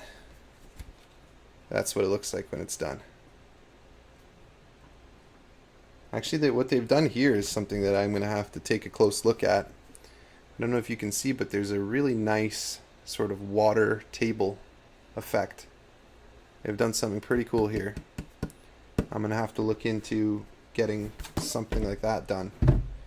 A friend of mine recommended a good method for making a water table that I've already taken steps towards, but there's always variations and other methods that we can go.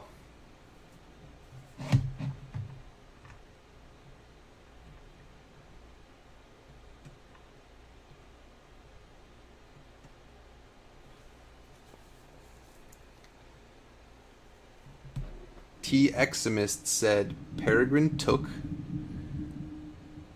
No, toque. Oh, that's right, the toque. Yeah.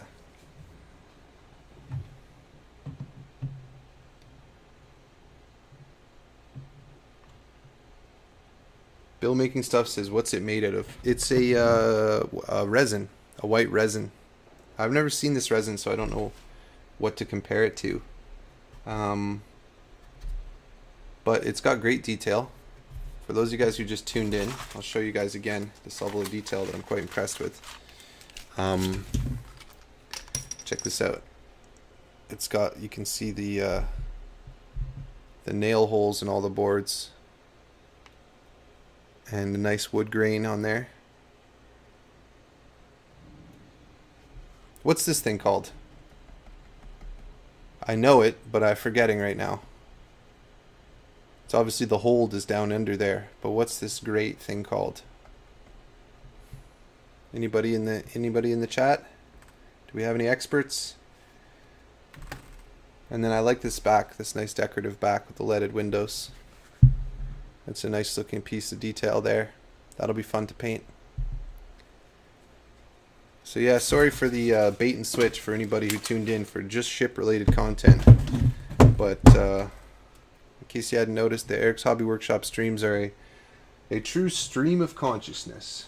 We go laterally at the drop of a hat. Poop grate, hold hatch, grate.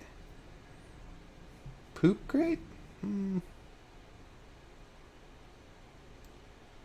Bill Making Stuff says, you're prolific at the moment, Eric. Eric's Magic Craft.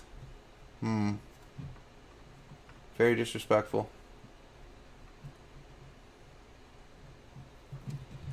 Bill Making Stuff is,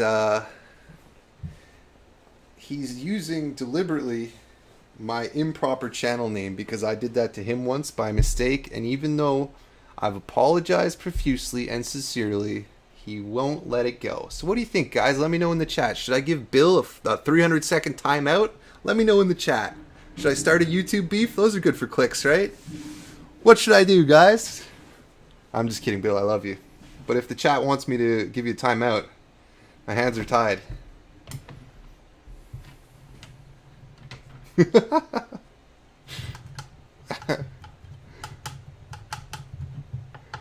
Oh, we got a lot of yeses. We got do it. Ban him. Oh, the power. I'm mad with power right now.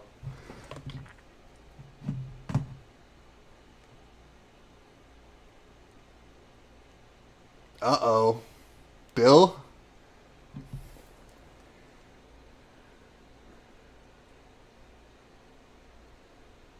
Uh-oh, there's a lot of,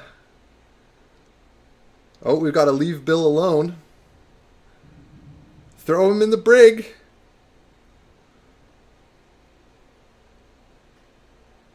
It could go either way. We've got comments both ways. Do it? Yes? We're doing it. We're timing out Bill, guys. We're timing him out.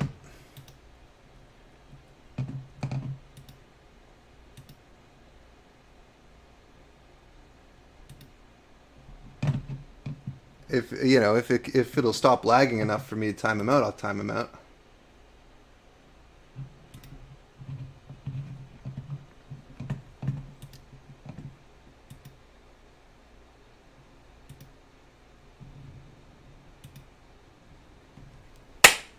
He's timed out. He's timed out, guys. This is too much fun. I love you, Bill. How is he able to say you're loving this? I thought I just timed him out. Did I time somebody else out by mistake?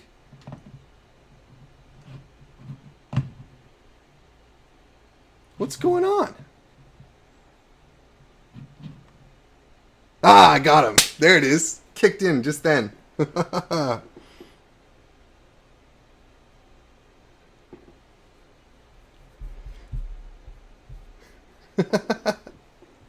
Guys, I love Bill though. Go check out Bill's channel if you don't know it. If you guys aren't already following Bill, go follow Bill. His channel's awesome.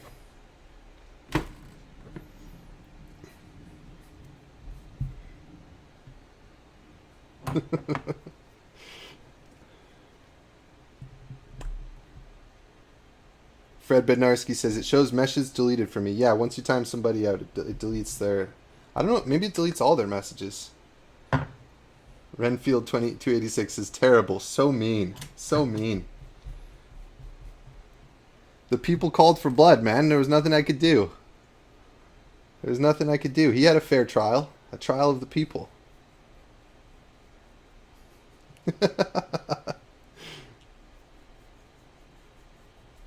Watch, now Bill will never let me live this one down either. I bet if I go to any of his live streams, I'll be banned on site. I like it though, guys. You know, easy clicks for YouTube beef, right? If we can blow this up into a real back and forth, then we'll both go viral, right?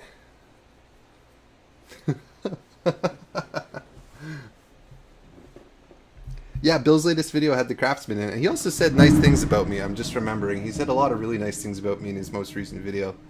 And now I just feel really bad. Well, there you go, guys. This was actually a social experiment about mob justice. And you guys all failed. You guys all failed the social experiment. I have no responsibility in this matter because I was actually running an experiment. And it's you guys who disappointed. It's you guys who are the immoral ones. Man. Disappointed with you guys.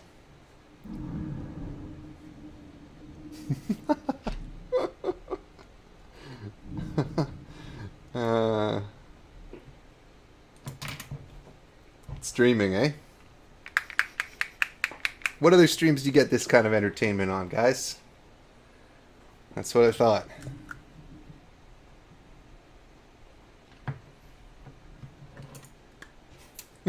You clearly worked us up into a frenzy, Eric, says Jim Beloyd. I did do that. I am guilty. What can I say? I just wanted to do the Commodus thing from Gladiator. That's such a great way to judge somebody.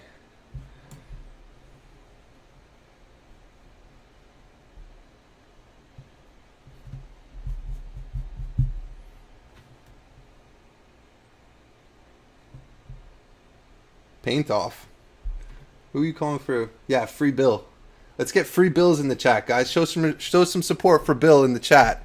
If you guys feel bad about the mob justice that was just served to him. Let's get some free Bills. Hashtag free Bill in the chat.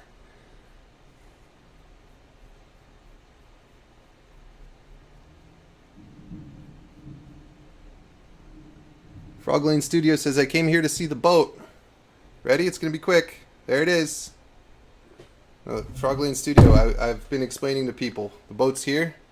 We unboxed it together. We took a look at it. The rigging is too complicated for me to do on stream. So I'm painting up the crew. My Estalian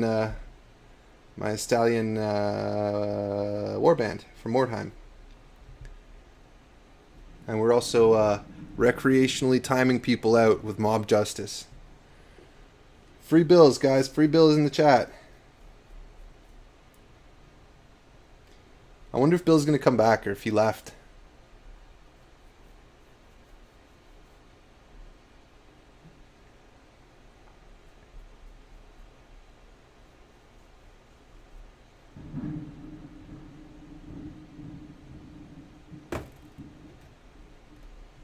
At 2, Eric. Yeah, we did him dirty, guys. We did him dirty.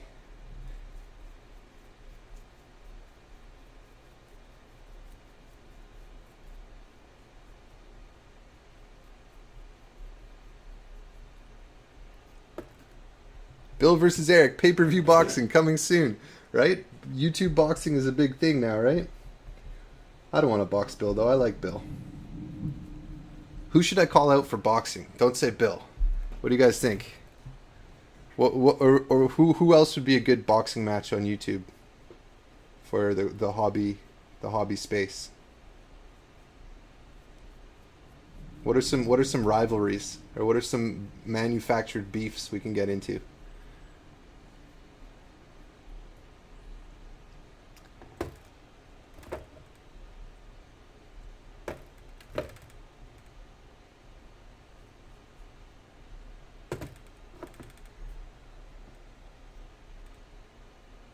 Bill's back, guys. Bill's back.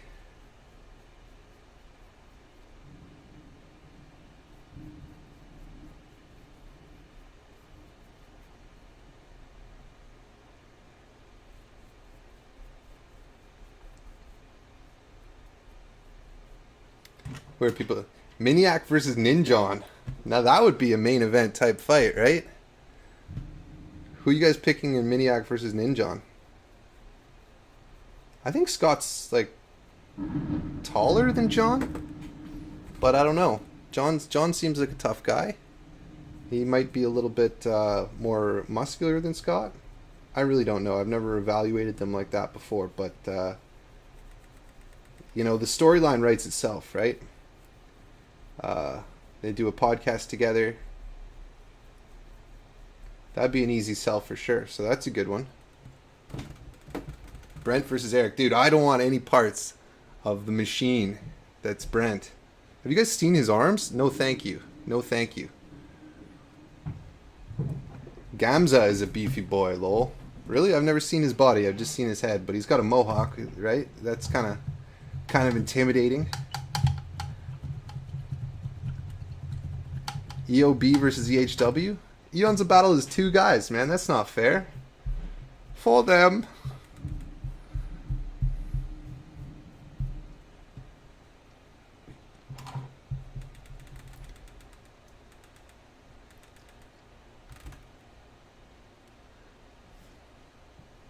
I bet Wylock would be up to the challenge. This is fun, guys. Thinking about what YouTubers we would pit against each other.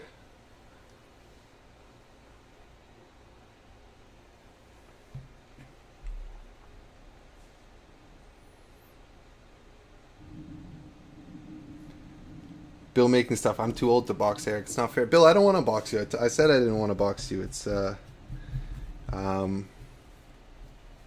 we'll find a different dance partner for you, Bill. Maybe I don't know.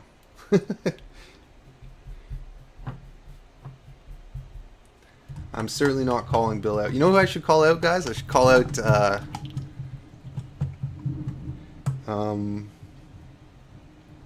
who's that guy? I can't remember his name. The guy from never mind.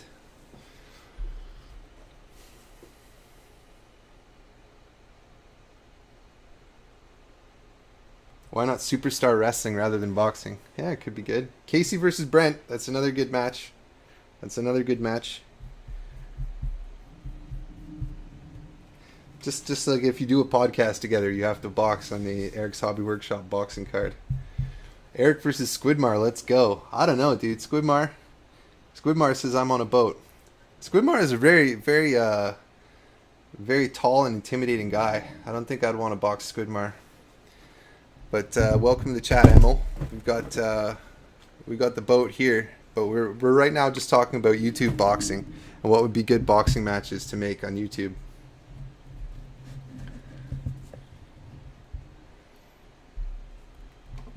People are saying John and Scott and Brent and Casey.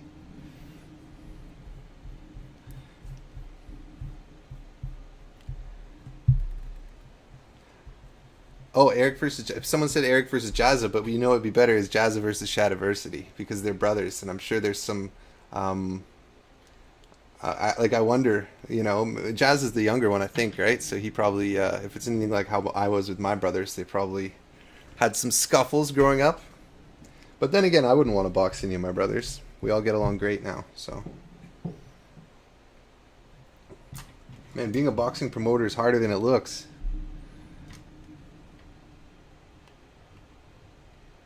Bill Making Stuff said, my workshop just looks small. I'm huge. Like that corridor in the Charlie and the Chocolate Factory movie where he gets towards the end of it and the corridor is really small. I could see that. I could see that.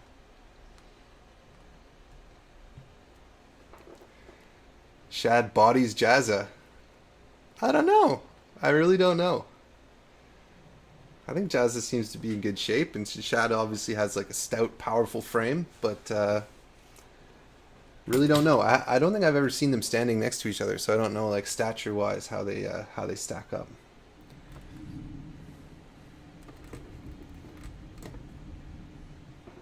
Let's do a little bit of yellow here, guys.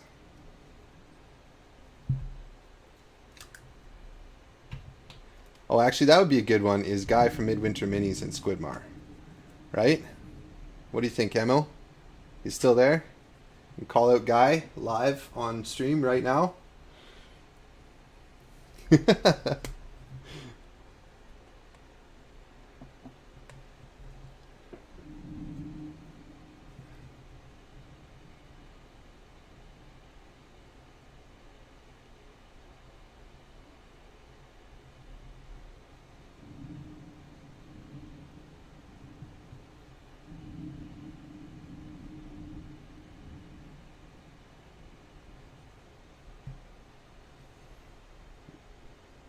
Guys, it's really hard to paint and talk at the same time. So if you think I'm a really bad painter, well, maybe I am, but maybe not this bad.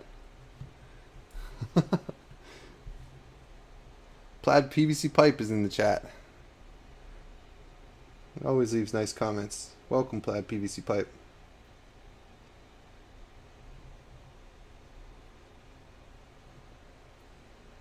Goobertown runs through the entire division. Yeah, I think you might be right.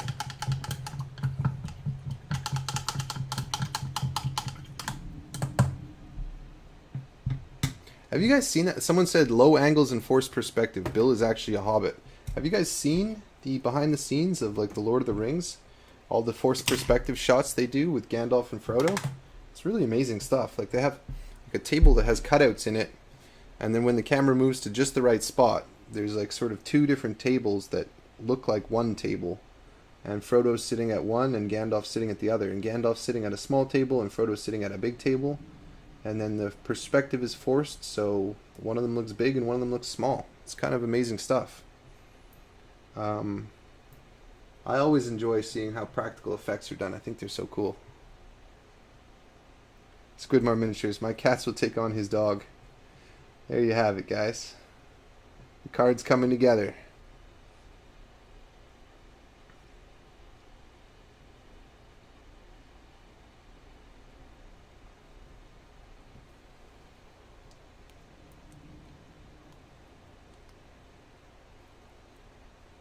Renfield 286 says, I think you could take Luke from Geek Gaming. Actually, you know what would be a good match? Is Ollie from Broadsword Wargaming and Luke from Geek Gaming, but they're dressed as Gotrek and Felix.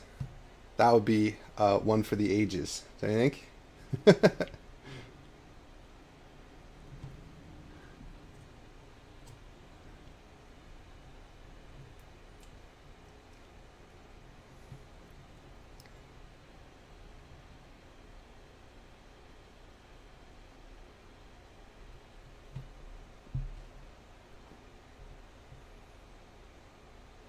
Tony Snow 663 says, Eric, you are the man. No, you're the man.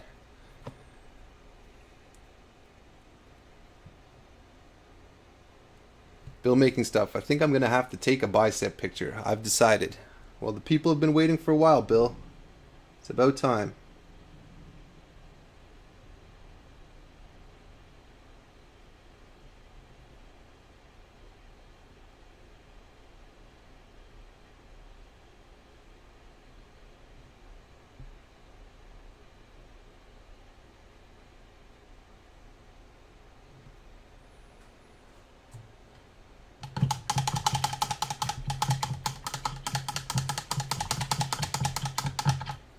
How come people don't dress like this anymore, eh?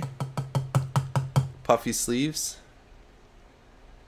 And a puffy little, like this Elizabethan sort of ruff collar. Damn, we gotta bring this stuff back.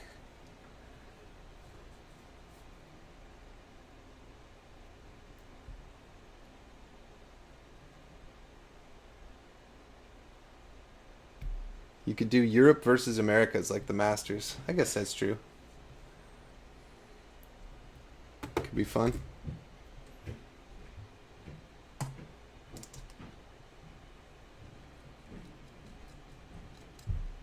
Guys, what is it about Spain where it seems like every painter that I see from Spain is like the most insanely good painter? Like everything they paint is like Golden Demon quality in Spain.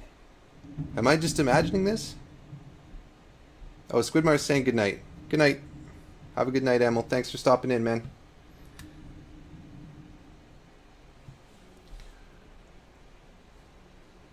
Is this a real thing about the painters from Spain, or did I make this up? Where they're just like insanely high level of talent in Spain specifically.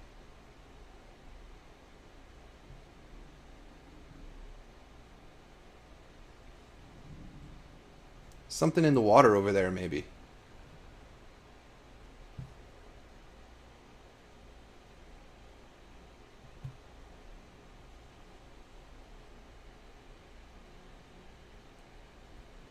Much more accepted form of art over there. That would make sense if there's sort of a cultural reinforcement of it.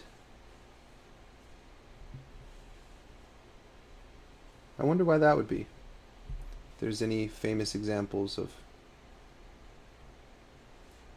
that appearing in the cultural... Because I guess in France, like, you know, graphic novels and comic books were considered like mainstream and reasonable there long before they were here, on account of things like Tintin and Asterix. So maybe there's something to that. It's a good question. Good question.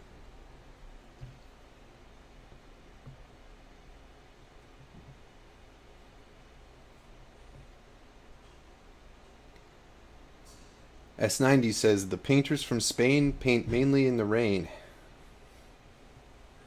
I'll take your word from that. For that. What is that from? Is that The Sound of Music? I think I saw that once when I was a kid. Man, when I was growing up, my dad would always be like, "Oh, you gotta see this movie," and we'd rent this VHS, and it would be something like that I just could not keep my eyes open for. Something like The Sound of Music, or I mean, a lot of the time it would be good stuff like James Bond movies. But I wonder what I'm like. I think we watched Oliver Twist once, and I just couldn't.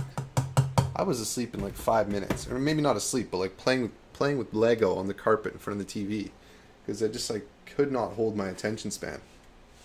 I mean, I'm sure by the time, you know, I have kids that are old enough to talk to like that, they'll be like, the movies they watch will just be like strobing lights and like VR, and like anything that I want to show them from my own childhood will bore them to pieces. But did anybody else have this? Like your parents try to show you something they liked when they were a kid, and you're just like, whatever, Dad.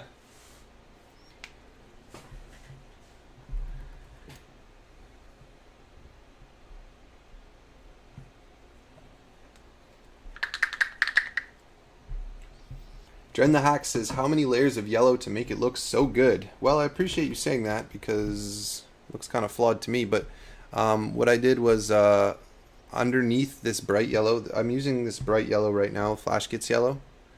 That's just the highlight, but under that I do Averland Sunset. So it actually is, Averland Sunset's kind of like a warm, almost orangey yellow that has a really dense pigment that covers really well. So you start with that and then highlight with like a Flash Gets Yellow, and you get kind of a nice yellow.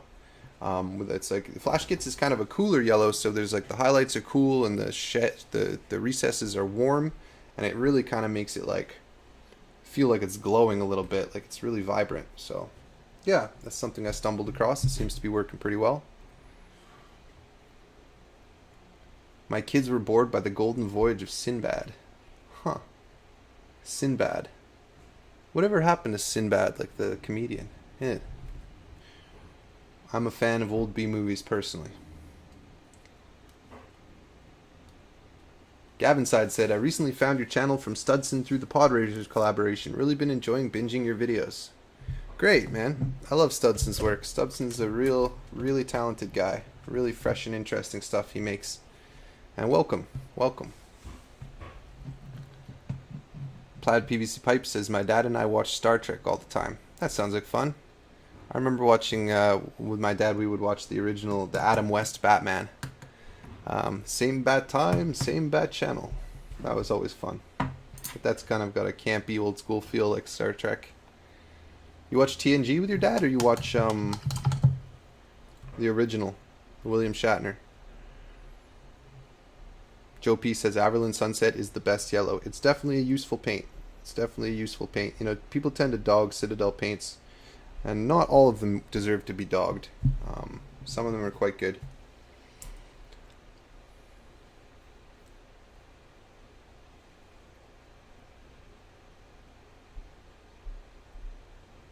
Orin M says, strobing, like Looney Tunes and stuff?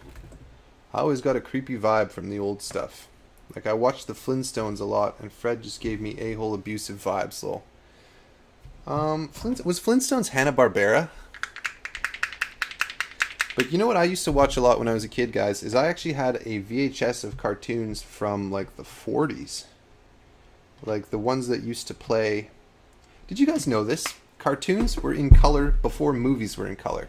So you would go see a black and white movie in theaters, and before the movie played, they would roll a news clip saying like, oh, Hitler's doing this and this, or whatever. I shouldn't say that word on a live stream, because who knows what the algorithm will do to that. But they would play a newsreel, and then they would play a color cartoon. Like Bugs Bunny would be in color, and then you'd watch a black and white movie. That blew my mind. I did not know that color came first to cartoons.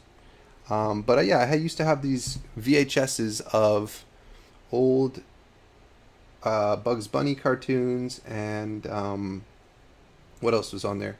Max Fleischer stuff, like Gabby and the old Superman cartoons. You guys remember Max Fleischer? He's got a really distinctive animation style. And there were... I really like that stuff. Old Looney Tunes stuff. Like there's one where Porky Pig is in the French Foreign Legion.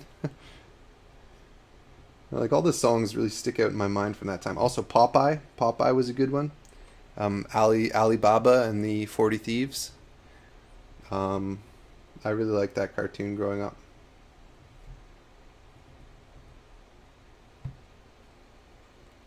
Betobu36 says, warm greetings from Germany, smiley face. Yeah, nice to see you in the chat. Always like seeing Germans.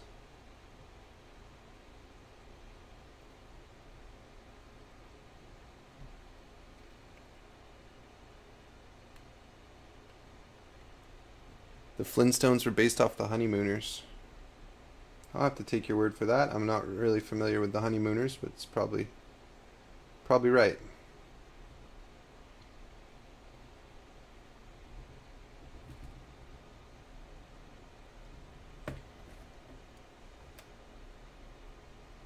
The Honeymooners is incredible. Interesting. Fleischer was the one that Cuphead was inspired by. What's Cuphead? Do I know Cuphead? What's Cuphead?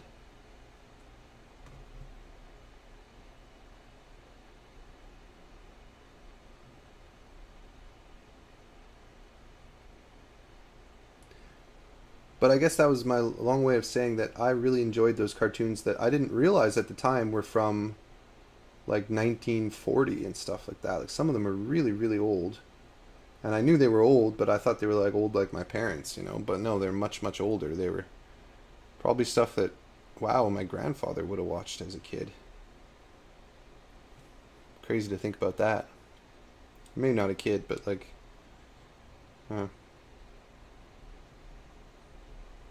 because one of those was a gift from my grandfather, so he probably had some reason to think that I would enjoy them, and he was right.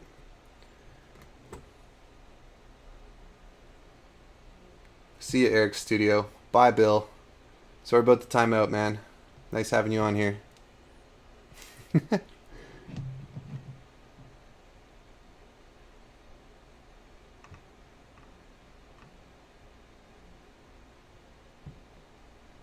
The technology for Technicolor came from the early cell coloring techniques used in cartoons, says Renfield 286. That would make sense. That would make sense why the one would precede the other.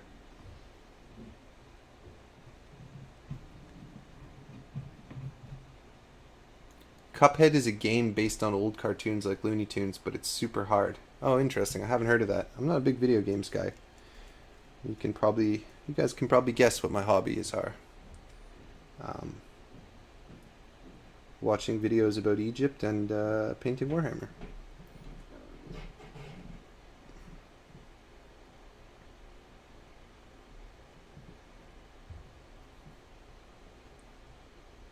The 90s animated Batman and Justice League were inspired by the Fletcher style. Yeah, Batman the animated series from the 90s looks a lot like that animated Superman that was on those DVDs. And you know, as a kid, I didn't realize that there were like 60 years in between those things because they just felt the same to me. I really like that Batman the Animated Series. I have a book of the concept art of it, and I think it's just really, really cool. The sort of Art Deco style that they put into it, and sort of like the film noir vibes, where everything's drawn on a black background. It's a really, really great example of a show with a really distinct visual identity that adds something really special to it.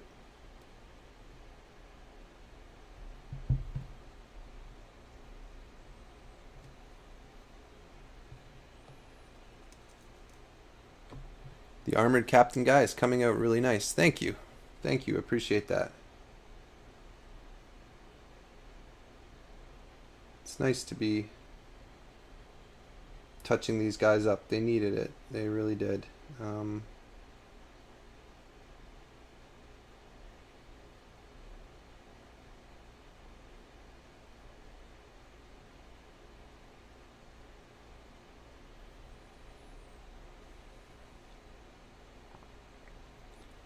Batman the Animated Series still holds up too, unlike a lot of 90s cartoons. It feels timeless. Yeah, I would agree with that. Well, I haven't watched it recently, but I think at least visually it looks really good still.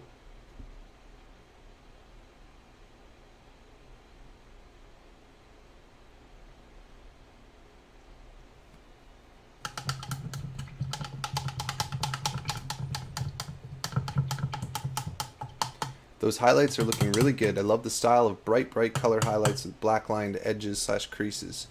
Yeah, me too. Because it looks really good, like on the table. You know, like it reads really well from a distance. Like you guys can see in the camera with me on it, that it looks decent from even that distance, which is important, right?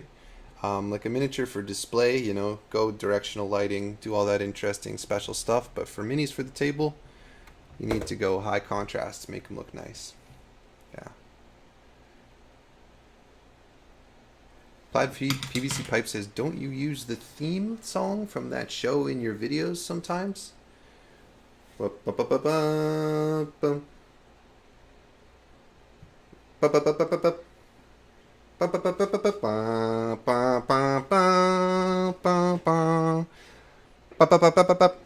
that's the theme song. I use like a sort of what would you call it, like a synthwave sort of song that I found on the YouTube audio library. I assume that's what you're talking about, but no, it's not. It's not Batman related. I wish I could use that song and not get copyright striked. I love that song. But guys, I'm looking at the time here. I've been live for 2 hours and a half, and I have something else I need to work on. That's a will I get demonetized just for singing the Batman animated series song? Like on my stream? Hopefully it wasn't wasn't actually noticeable as that. But yeah, guys, I do need to sign off pretty quickly here. I didn't expect to stream so long, but this was a great one, guys. I got a good turnout, so I'll probably be doing more of the Thursday afternoon streams. Like, I will probably continue to stream whenever I feel like it and just jump on and hang out for a bit and paint. But I think I'm going to make it sort of a regular thing Thursday afternoon. So if you guys are hanging out on Thursday afternoon Eastern time in North America, which is Thursday evening for you guys in Europe, feels like a pretty good time to do it. So yeah, guys, thanks everybody for tuning in.